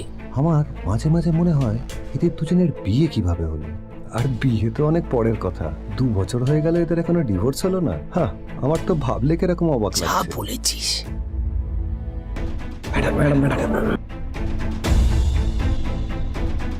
অফিসে চলতে থাকা এইসব কথা শুনে আদ্রিতার আরো রাগ হলো। আদ্রিতা ক্যাবিনে যাওয়ার পরে রাগকে নিয়ন্ত্রণ করা ওর পক্ষে আরো কঠিন হয়ে গেল। ও তখন বুঝতেই পারছিল না যে ওর রাগ কিভাবে নিয়ন্ত্রণ করবে। আদ্রিতা এটাও ভাবছিল যে নীলের জন্য ওকে আর কত অপমানিত হতে হবে। এসব ভাবতে ভাবতেই আদ্রিতার চোখ গেল ওর বাবার ছবিটার দিকে।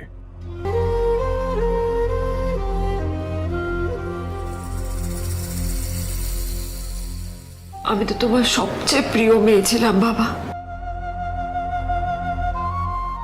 তাই তাই আমি সবসময় ভেবেছি যে তুমি আমার জন্য যাকে সিলেক্ট করবে সে সব থেকে শ্রেষ্ঠ হবে। তাই আমি নিজে থেকে কখনো কোনো রিলেশনশিপে যাইনি, আর তোমার কাছে বিয়ের কোনো শর্তও রাখিনি। কিন্তু কিন্তু তুমি না আমার সাথে কি করলে? এই গাধাটার সাথে আমাকে বিয়ে দিলে। আমার আমার জীবনটা নষ্ট হয়ে গেল, শেষ হয়ে গেল।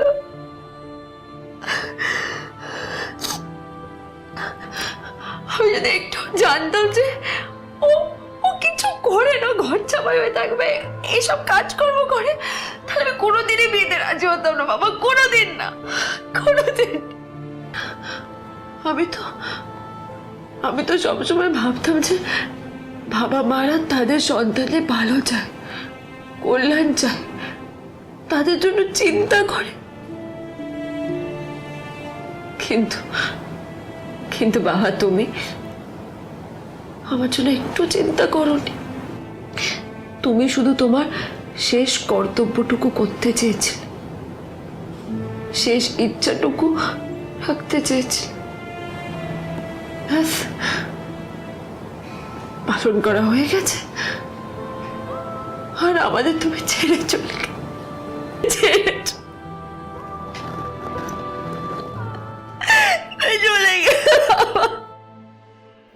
অন্যদিকে নীল রিইউনিয়ন পার্টির জন্য হোটেল প্রাইম স্টারের দিকে রওনা হলো। হোটেল প্রাইম স্টার ছিল শহরের সবচেয়ে দামি হোটেল। ওখানে শহরের সব বড় লোকেরা যাতায়াত করত। নীল যখনই তার পুরনো বাইকটা নিয়ে ওখানে পৌঁছলো, ওর পুরনো জামা কাপড়, পুরনো বাইক আর ওর পায়ে ছেঁড়া চপ্পল দেখে সিকিউরিটি গার্ড ওকে গেটের বাইরেই আটকে দিল।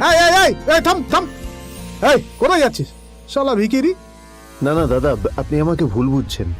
আসলে আমাকে ইনভাইট করা হয়েছে, আমি এই হোটেলেই এসেছি। শালা মিথ্যে কথা বলার জায়গা পাস না? হ্যাঁ, মিথ্যে কথা বলার আগে নিজের চেহারাটা তো দেখতিস। এটা একটা প্রাইম হোটেল, বুঝেছিস? এখানে সব শহরের বড় বড় লোকেরা তাদের বড় বড় গাড়ি নিয়ে আসে। শালা তোর মতো একটা ভিখিরি একটা ফ্যাট প্যাটে আওয়াজ বের করা বাইক নিয়ে চলে এসেছিস, আর আমি তোকে ঢুকতে দেবো? না দাদা, আমাকে ইনভাইট করা হয়েছে। আমাকে শুনুন শুনুন, চল আমাকে একবার ঢুকতে দিন আমাকে। নীল পড়ে যেতেই একটা দামি গাড়ি ওখানে এসে দাঁড়ালো। এই গাড়িটি আর অন্য কারো নয়, হোটেল প্রাইমের মালিক মিস্টার খান্নার ছিল। কি হচ্ছে কি এটা? হোটেলের গেটের সামনে এসব এসব ক্যাশ চলছে এখানে। হোটেলের বদনাম হবে না এতে?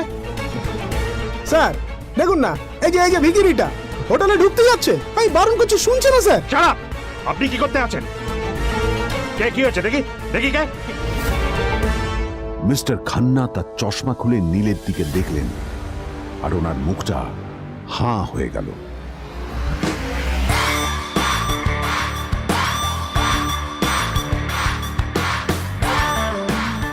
নীল স্যার, আপনি extremely sorry sir. Sir sir আপনি একটা ইনফর্ম করেননি কেন আমাকে? আপনি আসবেন জানলে তো আমি নিজে রিসিভ করতে আসতাম আপনাকে। ছি ছি ছি ছি ছি ছি। ঠিক আছে, আপনি আপনি ব্যস্ত হবেন না প্লিজ। জানোইনি কে? নিজের বসকে এভাবে একজন ভিখারিকে হাতে পায়ে ধরতে দেখে গার্ডটিও অবাক হয়ে গেল। আরে sir sorry sir, extremely sorry. আপনি আমার সঙ্গে আসুন। সরি স্যার, সরি, ভুল হয়ে গেছে স্যার। সালাম স্যার। নীল কি তবে সত্যিই একজন খুব বড়লোক কেউ?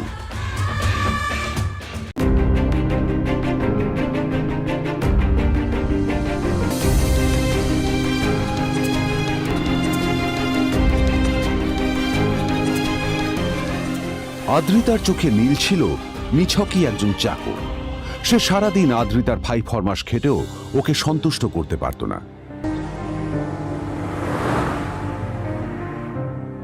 এত কিছুর পরেও কেন একজন ধনী বাবা তার মেয়েকে গরিব ছেলের সাথে বিয়ে দিলেন?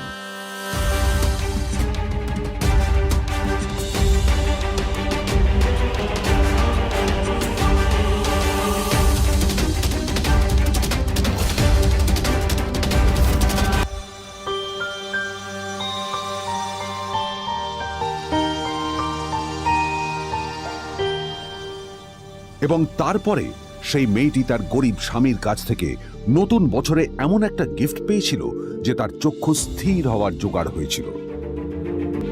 আর ওর স্বামী সম্পর্কে সত্যিটা জানার পর তো ও প্রায় অজ্ঞান হয়ে গিয়েছিল।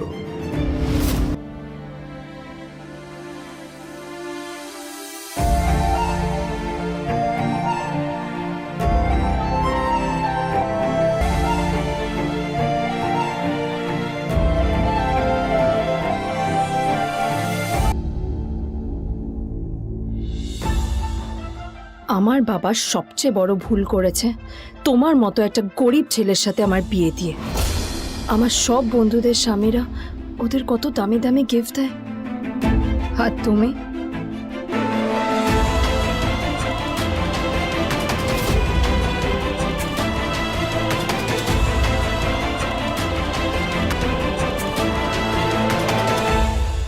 আদ্রিতা তার বাবার কথায় নীলকে বিয়ে তো করেছিল, কিন্তু ও শর্ত দিয়েছিল যেন বাড়ির বাইরের কেউ না জানতে পারে যে নীল ওর স্বামী। নীল ওই বাড়িতে ঘর জামাইয়ের মতো থাকলেও ও যেন ওখানে একজন চাকর ছিল। সবাই ওকে অপমান করত। ওই বাড়িতে না ও ঠিক মতো খাবার পেত, আর না ওর কোনো আলাদা ঘর ছিল। কখনো কার্পেটের উপর ঘুমোতো, তো কখনো আবার পোষা কুকুরের ঘরের পাশে নীলকে ঘুমোতে হতো। হাত খরচ মেটাতে ও এক জায়গায় ওয়েটারের কাজও করত। আদ্রিতা তার বন্ধুদের বলেছিল যে আদ্রিতা বিদেশে বিয়ে করেছে আর তার স্বামী লন্ডনের একজন খুব বড় বিজনেসম্যান। কিন্তু যখন আদ্রিতার বন্ধুরা ওকে ওদের স্বামীদের দেওয়া দামি দামি গিফটগুলো দেখাতো, তখন লজ্জায় ওর ভিতরটা পুড়ে ছাই হয়ে যেত।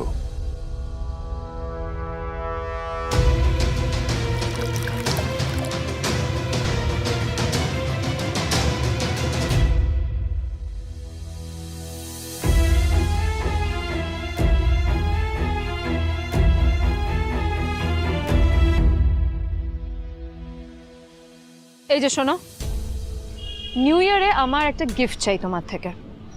আর গিফটটা যেন দামি হয়, হ্যাঁ, মানে খুব দামি, কয়েক লাখ টাকা। ওকে? কয়েক লাখ টাকা? কিন্তু অদ্রিতা, এত টাকা আমি একসাথে কখনো দেখিনি। তোমাকে এত দামি গিফট আমি কি করে দেব? এটা তো তোমার বিয়ে করার আগে ভাবা উচিত ছিল।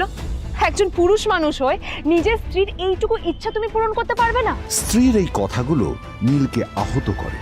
নিঃশব্দে ওখান থেকে চলে যায় নীল।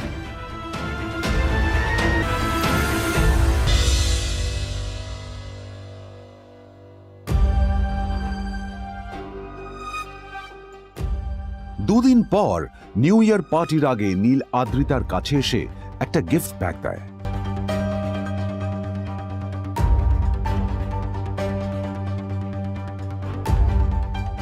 আদ্রিতা মুখ বেজার করে বাক্সটা খুলল, তবে তারপর বাক্সের ভেতরে গিফটটা দেখতেই ও চমকে গেল।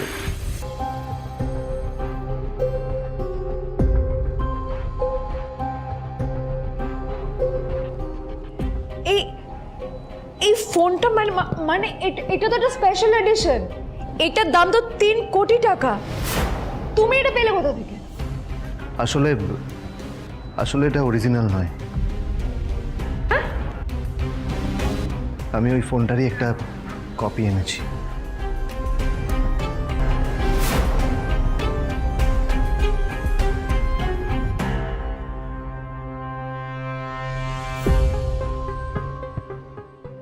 কিন্তু আদ্রিতার নীলের কথায় একটু সন্দেহ হয়, কারণ ফোনটা দেখে একেবারেই আসল বলেই মনে হচ্ছিল। পরের দিনই আদ্রিতা ওই কোম্পানির শোরুমে গেল। এই ফোনটা একটু দেখুন না প্লিজ। ওয়াও, আচ্ছা ম্যাম, আপনি কি মিস্টার রয় চৌধুরীর বন্ধু? কে মিস্টার রয় চৌধুরী? ও আপনি কি ওই রয় চৌধুরী গ্রুপ অফ ইন্ডাস্ট্রিজের মালিকের কথা বলছেন? হ্যাঁ। না না, আমি ওনাকে চিনি না। আমি কেন, আমার মনে হয় কেউই ওনাকে চেনে না। বড় বড় মানুষেরাই ওনা দেখা পান না। আমিও কোনোদিন ওনাকে দেখিনি, কিন্তু সাডেনলি আপনি এই প্রশ্নটা করলেন কেন? অ্যাকচুয়ালি ম্যাম, আপনার হাতের এই ফোনটা আসলে এটা ফোনের স্পেশাল এডিশন। এই কাটিং, এই ডিজাইন, এই লোগো, এটা জাল করা ইজ নেক্সট টু ইম্পসিবল। আর গোটা ভারতে বিক্রি হওয়া এই ফোনের সেকেন্ড পিস এটা, যেটা মিস্টার রয় চৌধুরী কিনেছিলেন। সেজন্যই জিজ্ঞেস করছি ম্যাম, আপনি এই ফোনটা কোথা থেকে পেলেন? তবে কি নীলই মিস্টার রয় চৌধুরী, নাকি নীল এই ফোনটা চুরি করেছে? বেকার নীলের কাছেই কোটি টাকার ফোন কোথা থেকে এলো? নীলের সত্যিটা তাহলে কি? আর ও যদি সত্যি বড়লোক হয়ে থাকে, তবে ও নিজের শ্বশুর বাড়িতে খরচামাই হয়েই বা থাকে কেন? তবে আদ্রিতার বিশ্বাস ছিল যে কোনো না কোনো মতলব করেই নীল এই ফোনটা আদ্রিতার জন্য নিয়ে এসেছিল। কিছুদিন পর আদ্রিতা সেই ফোনটার কথা ভুলে গেল। নীল সকাল সকাল ঘুরতে বেরিয়েছে বাইরে।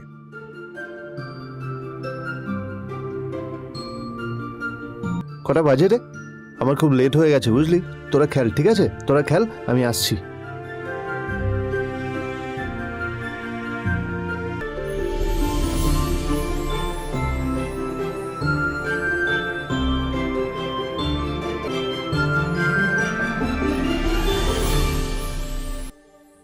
নীল, জল পড়ছে না কেন? দেখো না। নীল, নীল, নীল কোথায় গেল? নীল, নীল। নীলকে ডাকছে কেন বলতো? ওইদিকে বাড়িতে আদ্রিতা আর চিত্রা আশ্চর্য হয়ে গেল যে নীল হঠাৎ কোথায় উধাও হয়ে গেল। মা তোমাকে কিছু বলে গেছে নীল? হ্যাঁ, কোথায় গেছে ও? না, আমি ওর কোনো খোঁজ খবর রাখি না। আমার একটা কথা মনে হচ্ছে, ওকে না এবার একটু শীতে করতে হবে। একটা কাজে যদি আসতো ছেলেটা, যখনই কোনো কাজের কথা বলি ভ্যানিশ হয়ে যায়। আমি ওকে বলেছিলাম R&B গোল্ডেন ডায়মন্ড থেকে আমার সেটটা নিয়ে আসতে, আনেনি। আমার ভাগ্যেই জুটেছে এরকম একটা ছেলে। এই যে তুমি কেন বিয়েটা দিয়েছিলে আমাকে? এটা আবার কি বলছিস? আমার কি দোষ? দেখ, ওই অসভ্য ছেলেটার সাথে বিয়ে দিতে চাইনি। যা করেছে তোর বাবা করেছে, এটা আমার কোনো দোষ। তখনই হঠাৎ নীল সেখানে এসে উপস্থিত হলো, কিন্তু ও দুজনকে উপেক্ষা করে ভিতরে চলে যাওয়াই শ্রেয় মনে করল। এই যে লাট সাহেব ফিরলেন রাজকার্য করে। এদিকে এসো, তোমার ফাঁকিবাজির আলোচনাই এখানে চলছে। মা এসো। প্লিজ থাক, মা থাক, ভাল লাগছে না।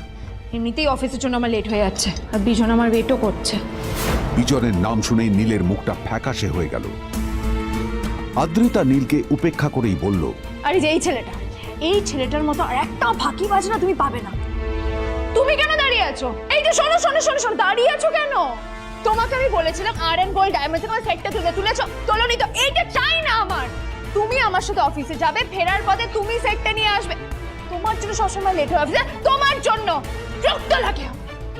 আর ব্যাগটা নিয়ে ওর পেছন পেছন কোথায় যাচ্ছ? যা দিয়ে ওখানে রেখে এসো।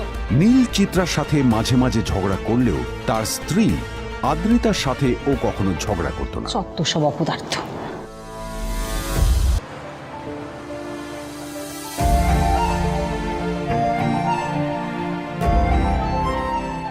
কিছুক্ষণের মধ্যেই তারা আদ্রিতার অফিসে পৌঁছে গেল। আদ্রিতা গাড়ি থেকে নামতে নামতে দেখলো যে তার কাছে অনেকগুলো ফাইল আছে। নীলের দিকে তাকিয়ে ওকেই ফাইলগুলো নিয়ে ভেতরে আসতে বলল। চলো, হা করে দাঁড়িয়ে আছো কেন? ফাইলগুলো নিয়ে ভেতরে এসো।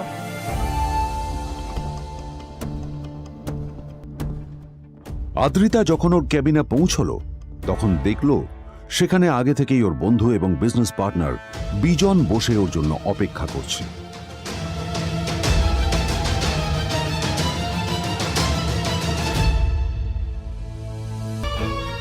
কোথায় ছিলে বলো তো? আমি 1 ঘন্টা ধরে তোমার জন্য এখানে ওয়েট করছি। এই লোকটার কি কোনো কাজকর্ম নেই? 1 ঘন্টা ধরে বসে আমার স্ত্রী আদ্রিতার জন্য অপেক্ষা করছে। সরি বিজন, আমি খুবই দুঃখিত যে বাড়ির কিছু লোকের জন্য না আমার সবসময় লেট হয়ে যায়। আদ্রিতার কথা শোনার পর বিজনের 1 ঘন্টা অপেক্ষা করার অভিযোগ 1 মুহূর্তের মধ্যে মিলিয়ে গিয়েছিল। কি হলো, হাসছো কেন? লটারি পেলে নাকি? লটারি? হ্যাঁ, তুমি আসা মানে আমার কাছে লটারির থেকেও বেশি দামি, তবে তার থেকে কিঞ্চিত কম দামি একটা গিফট আমি তোমার জন্য এনেছি। This is a rare diamond necklace for you. এটা আমার জন্য? সত্যি? এই শহরে এটা খুঁজে পাওয়া খুব বিরল। Just like you. Like it? Thank you. You're welcome. Thank you for the gift. আসি তাহলে এখন।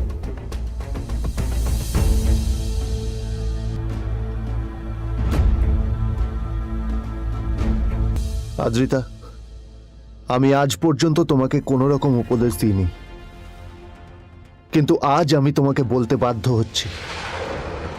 এই যে এই লোকটা তোমাকে শুধুমাত্র ইমপ্রেস করার জন্য একটা নকল সস্তার হীরের গয়না দিয়ে গেছে। এরকম একটা লোকের সাথে তোমার মেশা উচিত না। ভবিষ্যতে কিন্তু তুমি বিপদে পড়বে। আদ্রিতা, আমি তোমাকে কথা দিচ্ছি, আমি তোমার জন্য আসল রেয়ার একটা হীরের গয়না এনে দেবো, এর চেয়েও দামি, এর চেয়ে অনেক অনেক বেশি দামি। তার জন্য আমাকে যাই করতে হোক না কেন, আমি তোমাকে একদিন ঠিক এনে দেবো। তাদের বিয়ে হয়েছে 2.5 বছর। এর মধ্যে প্রথমবার তার মনে হলো নীল তার জন্য লড়াই করছে। নীলের এই রূপটা দেখে আদ্রিতা চমকে গেল। আজ প্রথমবারের মতো আদ্রিতার মনে প্রশ্ন এলো, নীলকে নিজের থেকে দূরে সরিয়ে রেখে আমি কি কোনো ভুল করছি? না না, এটা আমি কি ভাবছি? বিজন আমার বিজনেস পার্টনার, ও আমাদের মেইন ইনভেস্টর। নীলের এই অ্যাকশনের কারণে বিজন আমার কোম্পানি থেকে ব্যাক আউট করে গেলে কি হবে? আমার নীলকে নয়, আমার বিজনকে প্রয়োজন। এইসব ভাবতে ভাবতে আদ্রিতার নীলের ওপর রাগ হতে শুরু করে। আদ্রিতার রাগ তখন চরমে উঠে যায়। আজ প্রথমবার নীল আদ্রিতার সাথে খারাপ ব্যবহার করেছে। তোমার এত বড় সাহস? হ্যাঁ, তোমাকে কে অধিকার দেয় বলো তো যে তুমি আমারই অফিসে দাঁড়িয়ে আমাকেই এতগুলো উল্টোপাল্টা কথা তুমি শোনালে? তোমাকে এখানে আনাই আমার ভুল হয়েছে, সবচেয়ে বড় ভুল হয়েছে। এবার চুপচাপ এখান থেকে বেরিয়ে যাও, right now. Get out! Neel আদ্রিতার এই কথার কোনো উত্তর দিল না। নীল জানতো যে ও যতই কথা বাড়াবে আদ্রিতা ততই বেশি রেগে যাবে।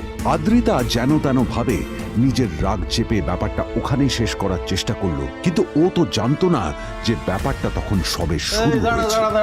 কি হলো, শুনতে পাচ্ছিস না? কালা নাকি? আমারই সামনে দাঁড়িয়ে আমার কেনা গিফট নিয়ে তুই মজা করলি? কত বড় সাহস রে তোর! নিজেকে তো বিক্রি করে দিলে ওরকম একটা ডায়মন্ড নেকলেস তুই কিনতে পারবি না। তোর এই গরিবের পারফিউম, সস্তা শার্ট, পায়েটা ফাটা চপ্পল নিয়ে নিজেকে বড় হিরো মনে করছিস? Zero, big zero. সালা খরচা মাই। চল।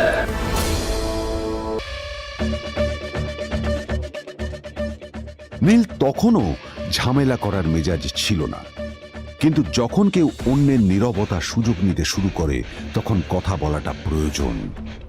নীল আঙুল তুলে পেছনের দিকে ইশারা করে। প্রথম কথা, ওই যে ওখানে দাঁড়িয়ে আছে, ও আমার স্ত্রী, তাই আমার স্ত্রীকে তোমার নেকলেস দেওয়ার কোনো অধিকার নেই। ওকে যদি নেকলেস দিতে হয় তাহলে আমি দেব, তাই এসব ফ্রডগিরি বন্ধ করো। আর দ্বিতীয় কথা, যার পকেটে পয়সা নেই ঝনঝন আওয়াজ করা তার মানায় না। নীল বিজনকে তার সোয়াগ দেখিয়ে বেরিয়ে গেল।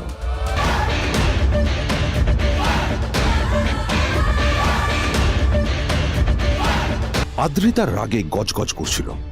ওর জ্বলন্ত চোখের সামনে শুধু নীলের মুখটা ভেসে উঠছিল। ও যতই নীলের কথা ভাবছিল ততই ওর রাগ বেড়ে যাচ্ছিল।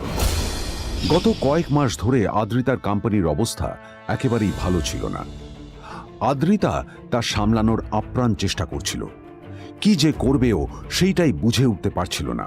তারপর বিজনের সাথে ওর দেখা হলো, আর তখনই বিজনের সাথে ওর বন্ধুত্ব হলো। বিজন একটা খুব বড় পরিবারের সদস্য। আজ বিজন শুধুমাত্র আদ্রিতার কোম্পানির একজন বিজনেস পার্টনারই নয়, সাথে বড় ইনভেস্টরও। আর শুধুমাত্র বিজনের কারণেই আদ্রিতার কোম্পানি এখনো চলছে।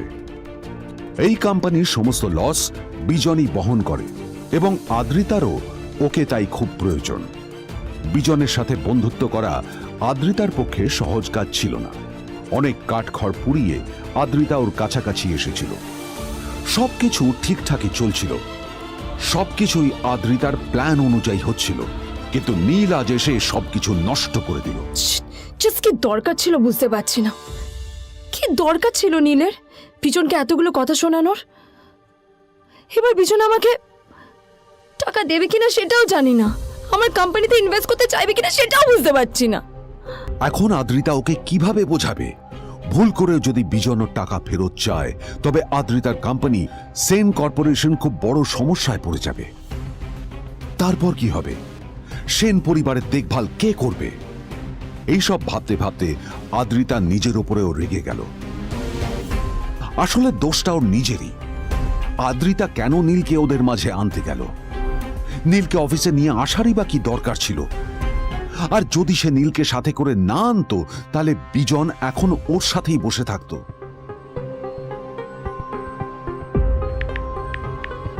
প্যামেলা, আমি মিটিংয়ে বেরোবো, আমার চেঞ্জটা একটু নিয়ে এসো প্লিজ। Thank you. আর অন্যদিকে সেন কর্পোরেশনের অফিস থেকে বেরিয়ে নীলের খুব ফুরফুরে লাগছিল। তখনই হঠাৎ ওর ফোনটা বেজে উঠল। ফোনটা ছিল মিস্টার রায় চৌধুরীর। তিনি ছিলেন শহরের সব থেকে বড় বিজনেসম্যান। হ্যাঁ মিস্টার রায়চৌধুরী, আমি আপনাকেই ফোন করতে যাচ্ছিলাম। আমি একজন বিশেষ লোকের সাথে তোমার একটা মিটিং ফিক্স করেছি। ওর অ্যাড্রেস আমি তোমাকে টেক্সট করে দিয়েছি। আমি চাই তুমি ওই লোকটার সাথে মিট করো। ঠিক আছে, আমি যে কোনো কারোর সাথে দেখা করতে পারি, কিন্তু তার জন্য আপনাকে আমার দুটো শর্ত মানতে হবে।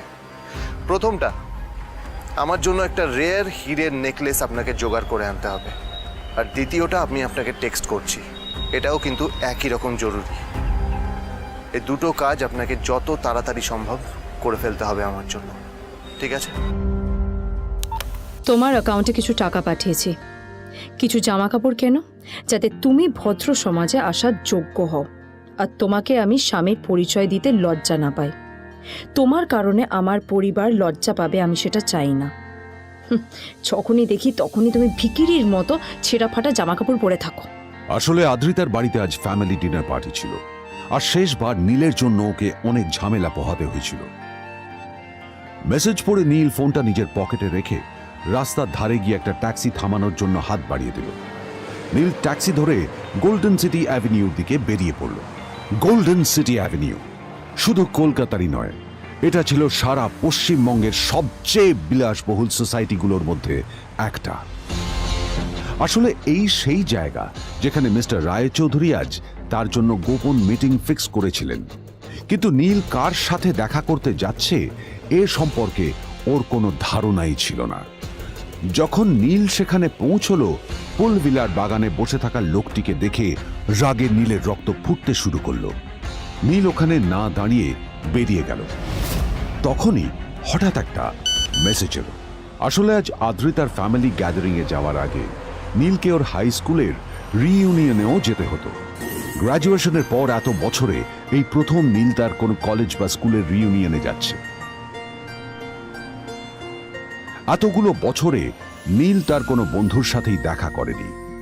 নীলের তার পুরনো সহপাঠীদের কথা মনে পড়তে লাগলো, যাদের সাথে ও স্কুলে মজা করত, আজ আবার ওদের সকলের সাথে নীলের দেখা হবে। আর এই সব কিছু ভেবেই নীল এক্সাইটেড হয়ে যাচ্ছিল। আসলে সোহিনীকে নীল তার স্কুল টাইমে পছন্দ করত।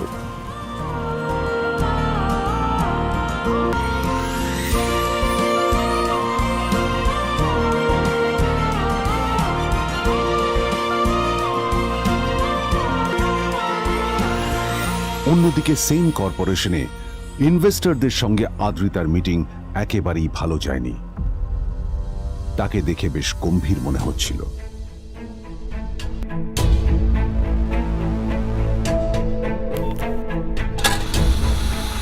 ভাই পৃথিবীতে এমন লোকও আছে, কি দেমাগ দেখলি?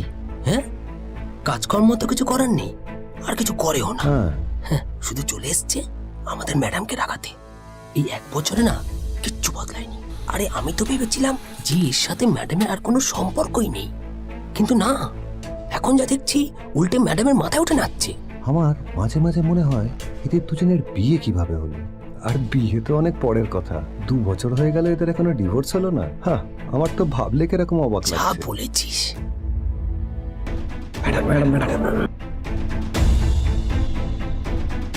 অফিসে চলতে থাকা এইসব কথা শুনে আদ্রিতার আরো রাগ হলো। আদ্রিতা ক্যাবিনে যাওয়ার পরে রাগকে নিয়ন্ত্রণ করা ওর পক্ষে আরো কঠিন হয়ে গেল।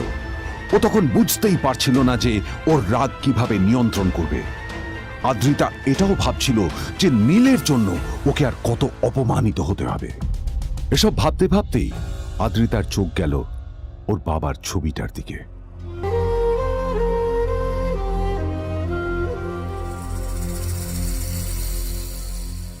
আমি তো তোমার সবচেয়ে প্রিয় মেয়ে ছিলাম বাবা, তাই তাই আমি সবসময় ভেবেছি যে তুমি আমার জন্য যাকে সিলেক্ট করবে সে সব থেকে শ্রেষ্ঠ হবে। তাই আমি নিজে থেকে কখনো কোনো রিলেশনশিপে যাইনি, আর তোমার কাছে বিয়ের কোনো শর্তও রাখিনি। কিন্তু কিন্তু তুমি না আমার সাথে কি করলে? এই গাধাটার সাথে আমাকে বিয়ে দিলে। আমার আমার জীবনটা নষ্ট হয়ে গেল, শেষ হয়ে গেল।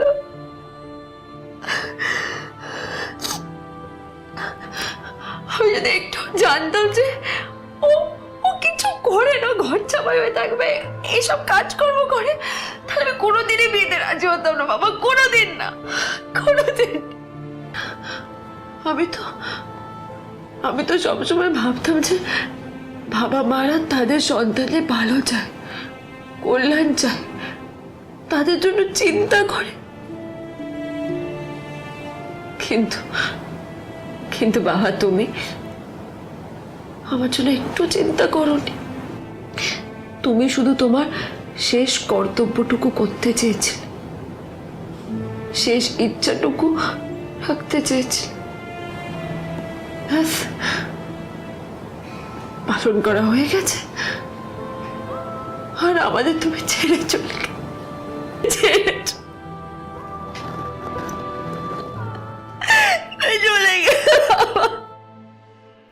অন্যদিকে নীল রিউনিয়ন পার্টির জন্য হোটেল প্রাইম স্টারের দিকে রওনা হলো। হোটেল প্রাইম স্টার ছিল শহরের সবচেয়ে দামি হোটেল। ওখানে শহরের সব বড় লোকেরা যাতায়াত করত। নীল যখনই তার পুরনো বাইকটা নিয়ে ওখানে পৌঁছলো, ওর পুরনো জামা কাপড়, পুরনো বাইক আর ওর পায়ে ছেঁড়া চপ্পল দেখে সিকিউরিটি গার্ড ওকে গেটের বাইরেই আটকে দিল। থাম থাম, এই কোথায় যাচ্ছিস শালা ভিখিরি? না না দাদা, আপনি আমাকে ভুল বুঝছেন। আসলে আমাকে ইনভাইট করা হয়েছে, আমি এই হোটেলেই এসেছি। শালা মিথ্যে কথা বলার জায়গা পাস না? হ্যাঁ, মিথ্যে কথা বলার আগে নিজের চেহারাটা তো দেখতিস। এটা একটা প্রাইম হোটেল, বুঝেছিস? এখানে সব শহরের বড় বড় লোকেরা তাদের বড় বড় গাড়ি নিয়ে আসে। শালা তোর মতো একটা ভিখিরি একটা ফ্যাট প্যাটে আওয়াজ বের করা বাইক নিয়ে চলে এসেছিস, আর আমি তোকে ঢুকতে দেবো না দাদা, আমাকে ইনভাইট করা হয়েছে। আমাকে শুনুন শুনুন না, আরে চল আমাকে একবার ঢুকতে দিন আমাকে। নীল পড়ে যেতেই একটা দামি গাড়ি ওখানে এসে দাঁড়ালো। এই গাড়িটি আর অন্য কারো নয়, হোটেল প্রাইমের মালিক মিস্টার খান্নার ছিল। কি হচ্ছে কি এটা? হোটেলের গেটের সামনে এসব এসব ক্যাশ চলছে এখানে। হোটেলের বদনাম হবে না এতে? স্যার দেখুন না, এই যে ভিকিরিটা হোটেলে ঢুকতে যাচ্ছে, আমি বারণ করছি শুনছে না স্যার। Shut up! আপনি কি করতে আছেন? কে কি হয়েছে দেখি দেখি কে? মিস্টার খান্না তার চশমা খুলে নীলের দিকে দেখলেন আর ওনার মুখটা হাঁ হয়ে গেল।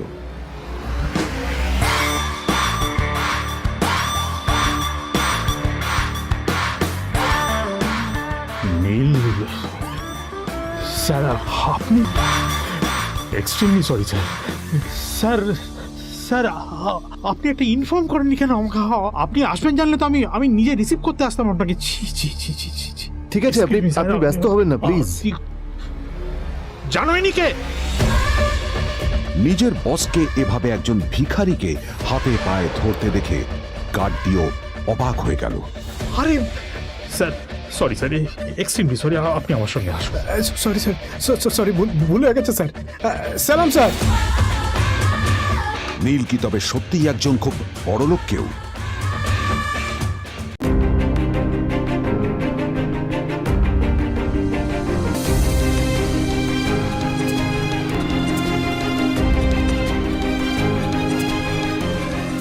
আদ্রিতার চোখে নীল ছিল নিছকই একজন চাকর। সে সারাদিন আদ্রিতার ফাই ফরমাস খেটেও ওকে সন্তুষ্ট করতে পারত না। এত কিছুর পরেও কেন একজন ধনী বাবা তার মেয়েকে গরিব ছেলের সাথে বিয়ে দিলেন?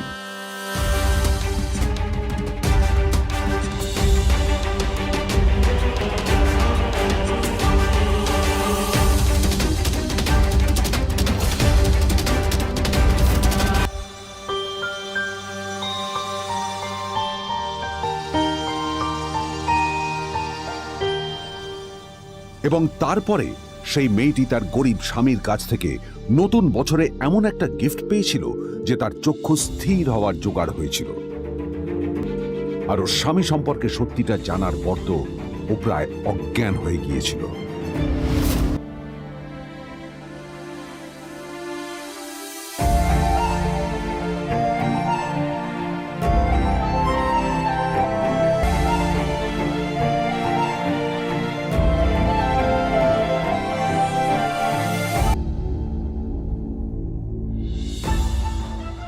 আমার বাবা সবচেয়ে বড় ভুল করেছে তোমার মতো একটা গরিব ছেলের সাথে আমার বিয়ে দিয়ে। আমার সব বন্ধুদের স্বামীরা ওদের কত দামি দামি গিফট দেয়, আর তুমি?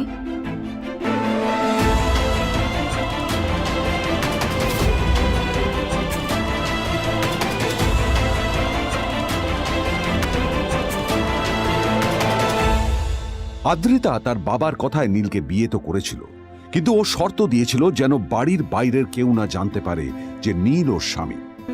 নীল ওই বাড়িতে ঘর জামাইয়ের মতো থাকলেও ও যেন ওখানে একজন চাকর ছিল। সবাই ওকে অপমান করত।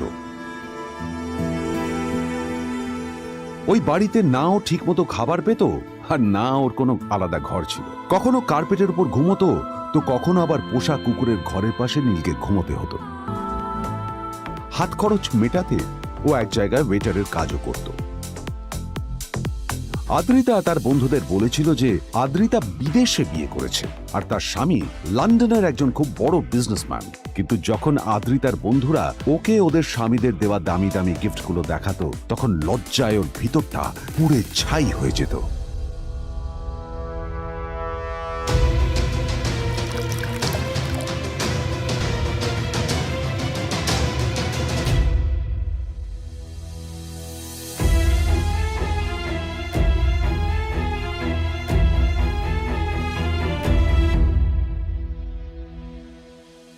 এই যে শোনো, নিউ ইয়ারে আমার একটা গিফট চাই তোমার থেকে।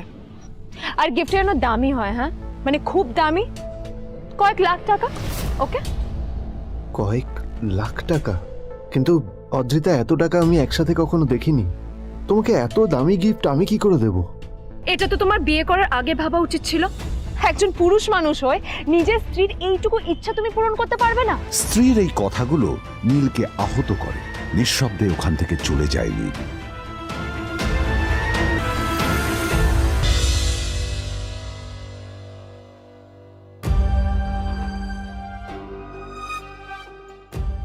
দুদিন পর নিউ ইয়ার পার্টির আগে নীল আদ্রিতার কাছে এসে একটা গিফট প্যাক দেয়।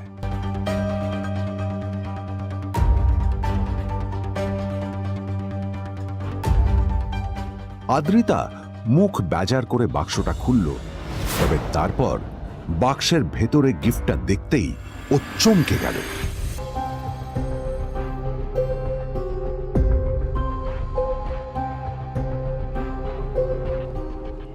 এই এই ফোনটা মানে মানে এটা তো একটা স্পেশাল এডিশন, এটার দাম তো 3 কোটি টাকা। তুমি এটা পেলে কোথা থেকে? আসলে আসলে এটা অরিজিনাল নয়, আমি ওই ফোনটারই একটা কপি এনেছি।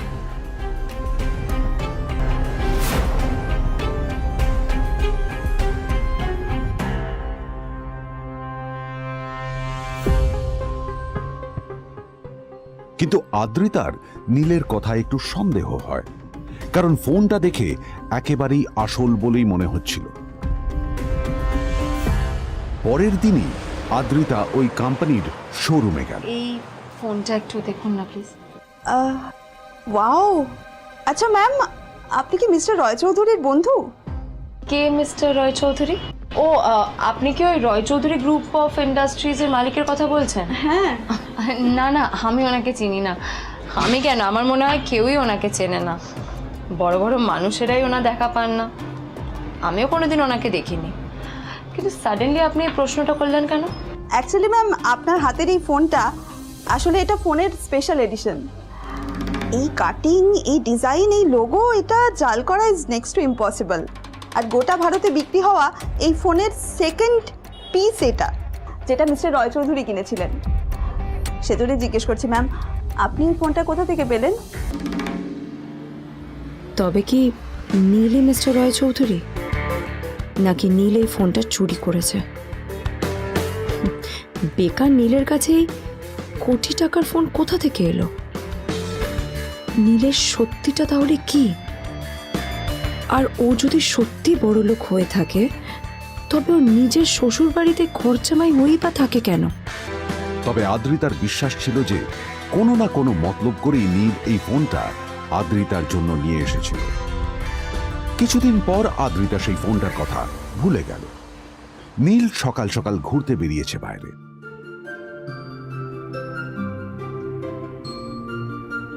কটা বাজে রে? আমার খুব লেট হয়ে গেছে, বুঝলি?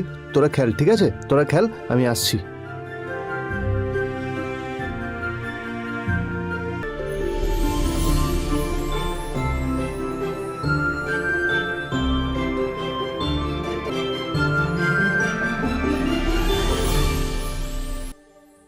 নীল, জল পড়ছে না কেন? দেখো না। নীল, নীল, নীল কোথায় গেল? নীল, নীল। নীলকে ডাকছে কেন বলতো? ওইদিকে বাড়িতে আদ্রিতা আর চিত্রা আশ্চর্য হয়ে গেল যে নীল হঠাৎ কোথায় উধাও হয়ে গেল। মা, তোমাকে কিছু বলে গেছে নীল? হ্যাঁ, কোথায় গেছে ও? না, আমি ওর কোনো খোঁজ খবর রাখি না। আমার একটা কথা মনে হচ্ছে, ওকে না এবার একটু শীতে করতে হবে। একটা কাজে যদি আসতো ছেলেটা, যখনই কোনো কাজের কথা বলি ভ্যানিশ হয়ে যায়। আমি ওকে বলেছিলাম R&B গোল্ড এন্ড ডায়মন্ডস থেকে আমার সেটটা নিয়ে আসতে, আনেনি। আমার ভাগ্যেই জুটেছে এরকম একটা ছেলে। এই যে তুমি কেন বিয়েটা দিয়েছিলে আমাকে? এটা আবার কি বলছিস? আমার কি দোষ? দেখ, ওই অসভ্য ছেলেটার সাথে বিয়ে দিতে চাইনি। যা করেছে তোর বাবা করেছে, এটা আমার কোনো দোষ। তখনই হঠাৎ নীল সেখানে এসে উপস্থিত হলো, কিন্তু ও দুজনকে উপেক্ষা করে ভিতরে চলে যাওয়াই শ্রেয় মনে করল। এই যে লাট সাহেব ফিরলেন রাজকার্য করে। এদিকে এসো, তোমার ফাঁকিবাজির আলোচনাই এখানে চলছে। মা প্লিজ থাক, মা থাক, ভাল লাগছে না। এমনিতেই অফিসের জন্য আমার লেট হয়ে যাচ্ছে, আর বিজন আমার ওয়েটও করছে। বিজনের নাম শুনেই নীলের মুখটা ফ্যাকাশে হয়ে গেল। আদ্রিতা নীলকে উপেক্ষা করেই বলল, আরে যে এই ছেলেটার মতো আর একটা ফাঁকিবাজ না তুমি পাবে না। তুমি কেন দাঁড়িয়ে আছো? এই যে শোনো শোনো শোনো শোনো, দাঁড়িয়ে আছো কেন?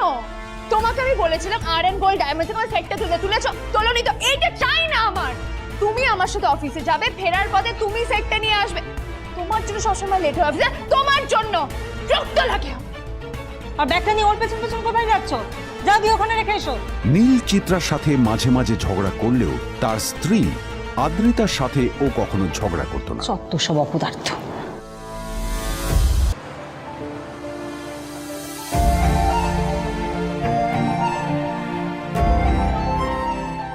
কিছুক্ষণের মধ্যেই তারা আদ্রিতার অফিসে পৌঁছে গেল। আদ্রিতা গাড়ি থেকে নামতে নামতে দেখলো যে তার কাছে অনেকগুলো ফাইল আছে। নীলের দিকে তাকিয়ে ওকেই ফাইলগুলো নিয়ে ভেতরে আসতে বলল। চলো, হা করে দাঁড়িয়ে আছো কেন? ফাইলগুলো নিয়ে ভেতরে এসো।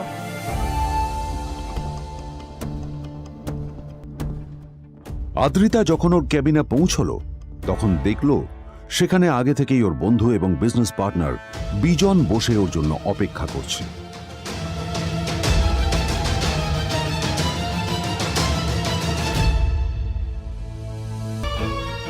কোথায় ছিলে বলো তো? আমি 1 ঘন্টা ধরে তোমার জন্য এখানে ওয়েট করছি। এই লোকটার কি কোনো কাজকর্ম নেই?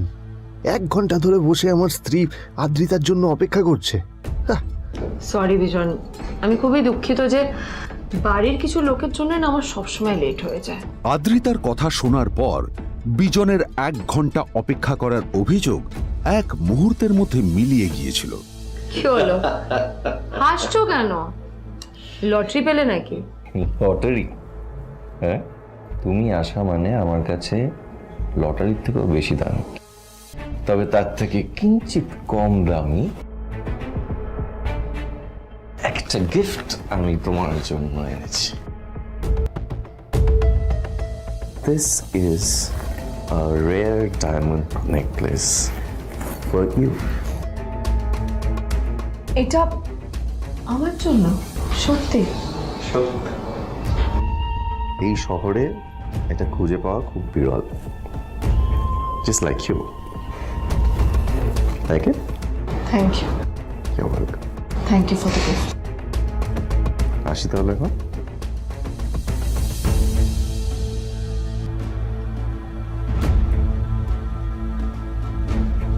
আদ্রিতা, আমি আজ পর্যন্ত তোমাকে কোনো রকম উপদেশ দিইনি, কিন্তু আজ আমি তোমাকে বলতে বাধ্য হচ্ছি।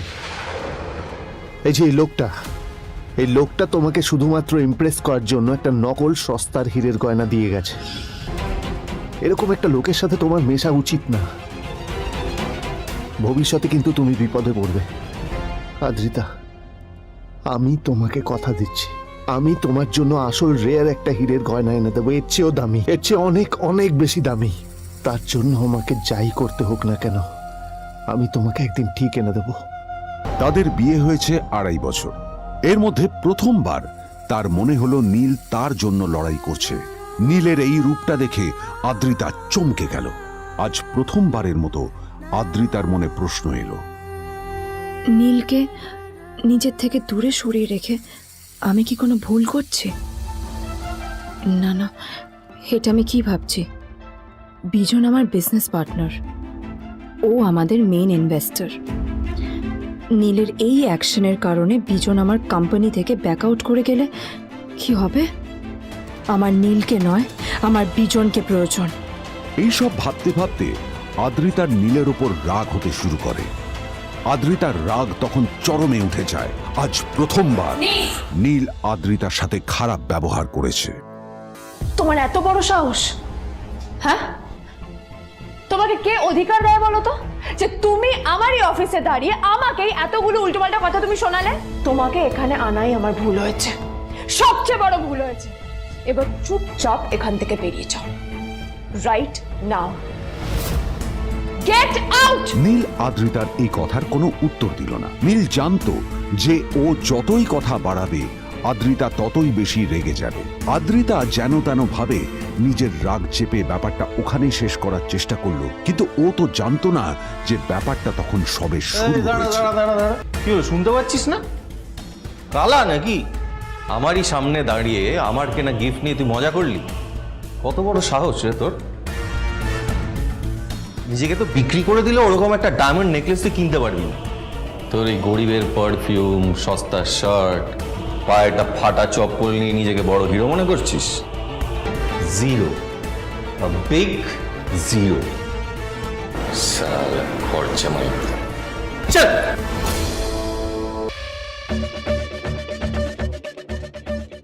নীল তখনও ঝামেলা করার মেজাজ ছিল না, কিন্তু যখন কেউ অন্যের নীরবতার সুযোগ নিতে শুরু করে তখন কথা বলাটা প্রয়োজন।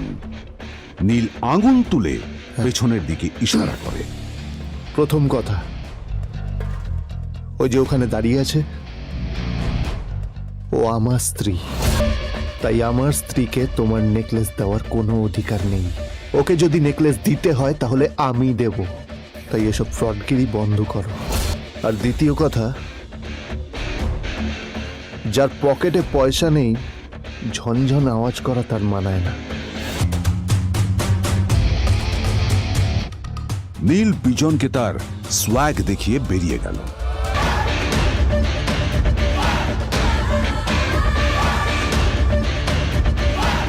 আদ্রিতার রাগে গজগজ করছিল। ওর জ্বলন্ত চোখের সামনে শুধু নীলের মুখটা ভেসে উঠছিল। ও যতই নীলের কথা ভাবছিল ততই ওর রাগ বেড়ে যাচ্ছিল। গত কয়েক মাস ধরে আদ্রিতার কোম্পানির অবস্থা একেবারেই ভালো ছিল না। আদ্রিতা তা সামলানোর আপ্রাণ চেষ্টা করছিল। কি যে করবে ও সেইটাই বুঝে উঠতে পারছিল না। তারপর বিজনের সাথে ওর দেখা হলো, আর তখনই বিজনের সাথে ওর বন্ধুত্ব হলো। বিজন একটা খুব বড় পরিবারের সদস্য। আজ বিজন শুধুমাত্র আদ্রিতার কোম্পানির একজন বিজনেস পার্টনারই নয়, সাথে বড় ইনভেস্টরও। আর শুধুমাত্র বিজনের কারণেই আদ্রিতার কোম্পানি এখনো চলছে। এই কোম্পানির সমস্ত লস বিজনই বহন করে এবং আদ্রিতারও ওকে তাই খুব প্রয়োজন। বিজনের সাথে বন্ধুত্ব করা আদ্রিতার পক্ষে সহজ কাজ ছিল না।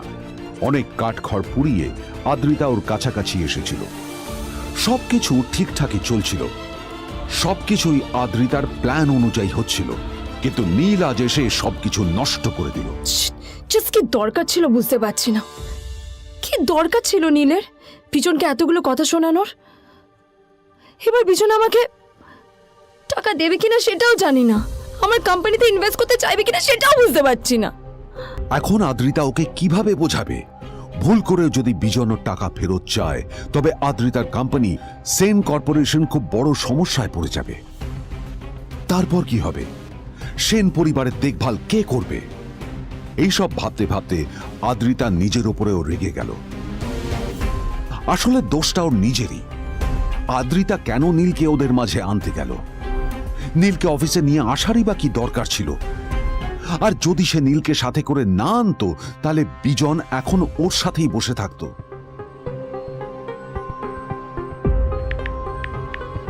প্যামেলা, আমি মিটিংয়ে বেরোবো, আমার চেঞ্জটা একটু নিয়ে এসো প্লিজ। Thank you.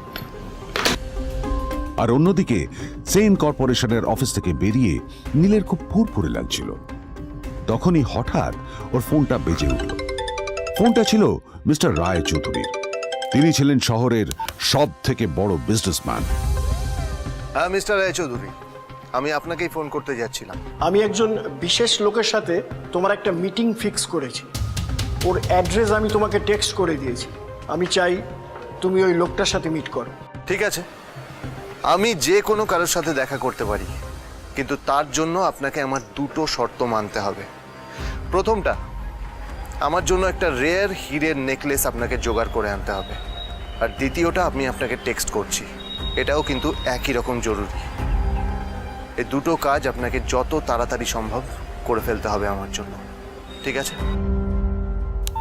তোমার অ্যাকাউন্টে কিছু টাকা পাঠিয়েছি, কিছু জামা কাপড় কেন, যাতে তুমি ভদ্র সমাজে আসার যোগ্য হও আর তোমাকে আমি স্বামীর পরিচয় দিতে লজ্জা না পাই। তোমার কারণে আমার পরিবার লজ্জা পাবে, আমি সেটা চাই না। যখনই দেখি তখনই তুমি ভিখিরির মতো ছেঁড়া ফাটা জামা কাপড় পরে থাকো। আসলে আদ্রিতার বাড়িতে আজ ফ্যামিলি ডিনার পার্টি ছিল, আর শেষবার নীলের জন্য ওকে অনেক ঝামেলা পোহাতে হয়েছিল। মেসেজ পড়ে নীল ফোনটা নিজের পকেটে রেখে রাস্তার ধারে গিয়ে একটা ট্যাক্সি থামানোর জন্য হাত বাড়িয়ে দিল। নীল ট্যাক্সি ধরে গোল্ডেন সিটি অ্যাভিনিউর দিকে বেরিয়ে পড়ল।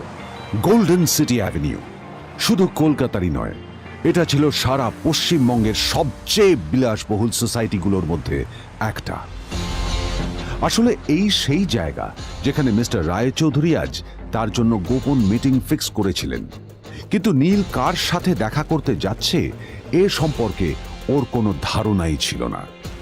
যখন নীল সেখানে পৌঁছলো, পুলভিলার বাগানে বসে থাকা লোকটিকে দেখে রাগে নীলের রক্ত ফুটতে শুরু করলো। নীল ওখানে না দাঁড়িয়ে বেরিয়ে গেল। তখনই হঠাৎ একটা মেসেজ এলো। আসলে আজ আদ্রিতার ফ্যামিলি গ্যাদারিং এ যাওয়ার আগে নীলকে ওর হাই স্কুলের রিইউনিয়নেও যেতে হতো। গ্র্যাজুয়েশনের পর এত বছরে এই প্রথম নীল তার কোনো কলেজ বা স্কুলের রিইউনিয়নে যাচ্ছে। এতগুলো বছরে নীল তার কোনো বন্ধুর সাথেই দেখা করেনি। নীলের তার পুরনো সহপাঠীদের কথা মনে পড়তে লাগলো, যাদের সাথে ও স্কুলে মজা করত। আজ আবার ওদের সকলের সাথে নীলের দেখা হবে। আর এই সব কিছু ভেবেই নীল এক্সাইটেড হয়ে যাচ্ছে। আসলে সোহিনীকে নীল তার স্কুল টাইমে পছন্দ করত।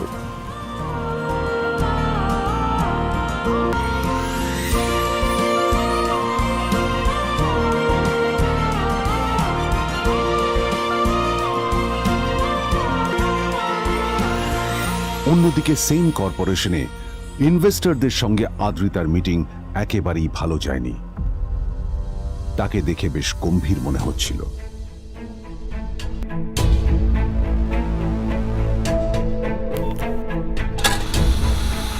ভাই, পৃথিবীতে এমন লোকও আছে, কি দিমাগ দেখলি? হ্যাঁ, কাজকর্ম তো কিছু করার নেই, আর কিছু করেও না। হ্যাঁ, শুধু চলে এসছে আমাদের ম্যাডামকে রাখাতে। এই 1 বছরে না কিচ্ছু বদলায়নি। আরে আমি তো ভেবেছিলাম যে এর সাথে ম্যাডামের আর কোনো সম্পর্কই নেই, কিন্তু না, এখন যা দেখছি উল্টে ম্যাডামের মাথায় উঠে নাচছে। আমার মাঝে মাঝে মনে হয় এদের দুজনের বিয়ে কিভাবে হলো। আর বিয়ে তো অনেক পরের কথা, 2 বছর হয়ে গেল এদের এখনো ডিভোর্স হলো না। হ্যাঁ, আমার তো ভাবলে কিরকম অবাক যা লাগছে। বলেছিস।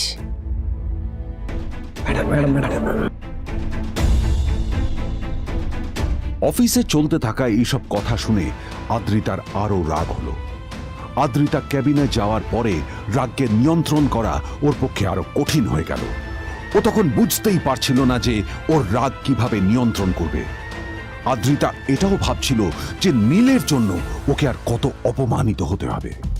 এসব ভাবতে ভাবতেই আদ্রিতার চোখ গেল ওর বাবার ছবিটার দিকে।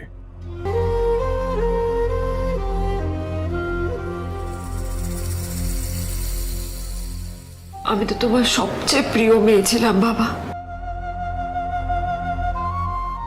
তাই তাই আমি সবসময় ভেবেছি যে তুমি আমার জন্য যাকে সিলেক্ট করবে সে সব থেকে শ্রেষ্ঠ হবে। তাই আমি নিজে থেকে কখনো কোনো রিলেশনশিপে যাইনি, আর তোমার কাছে বিয়ের কোনো শর্তও রাখিনি। কিন্তু কিন্তু তুমি না আমার সাথে কি করলে? এই গাধাটার সাথে আমাকে বিয়ে দিলে। আমার আমার জীবনটা নষ্ট হয়ে গেল, শেষ হয়ে গেল।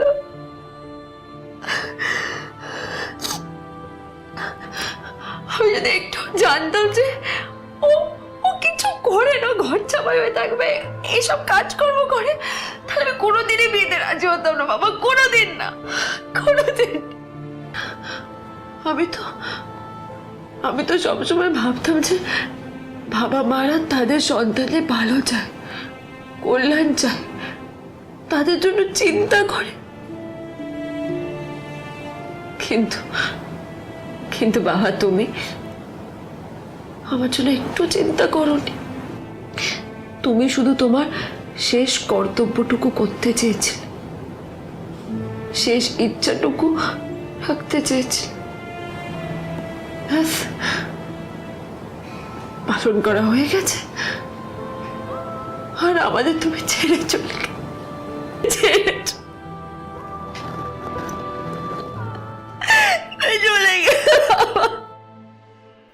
অন্যদিকে নীল রিইউনিয়ন পার্টির জন্য হোটেল প্রাইম স্টারের দিকে রওনা হলো।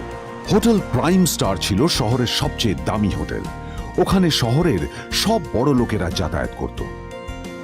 নীল যখনই তার পুরনো বাইকটা নিয়ে ওখানে পৌঁছলো, ওর পুরনো জামা কাপড়, পুরনো বাইক আর ওর পায়ে ছেঁড়া চপ্পল দেখে সিকিউরিটি গার্ড ওকে গেটের বাইরেই আটকে দিল।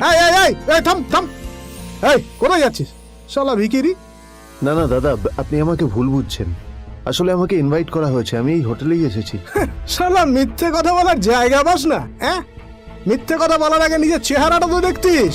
এটা একটা প্রাইম হোটেল, বুঝেছিস? এখানে সব শহরের বড় বড় লোকেরা তাদের বড় বড় গাড়ি নিয়ে আসে। শালা তোর মতো একটা ভিখিরি একটা ফ্যাট প্যাটে আওয়াজ বের করা বাইক নিয়ে চলে এসেছিস আর আমি তোকে ঢুকতে দেবো না দাদা, যা, আমাকে ইনভাইট হ্যাঁ, করা হয়েছে। আরে চল, আমাকে শুনুন, শুনুন চল, না, আরে চল, আমাকে চল। একবার ঢুকতে দিন আমাকে। চল। আরে আয় এখান থেকে। নীল পড়ে যেতেই একটা দামি গাড়ি ওখানে এসে দাঁড়ালো।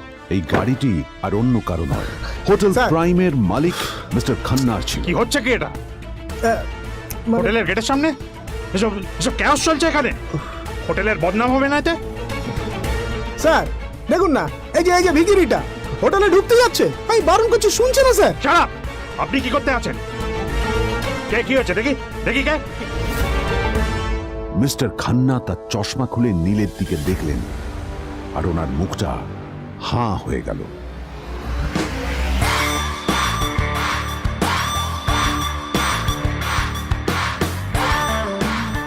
নীল স্যার আপনি extremely sorry sir sir sir আপনি একটা ইনফর্ম করেননি কেন আমাকে আপনি আসবেন জানলে তো আমি নিজে রিসিভ করতে আসতাম আপনাকে ছি ছি ছি ছি ছি ছি ঠিক আছে, আপনি ব্যস্ত হবেন না প্লিজ। জানোইনি কে নিজের বসকে এভাবে একজন ভিখারিকে হাতে পায়ে ধরতে দেখে গার্ডটিও অবাক হয়ে গেল।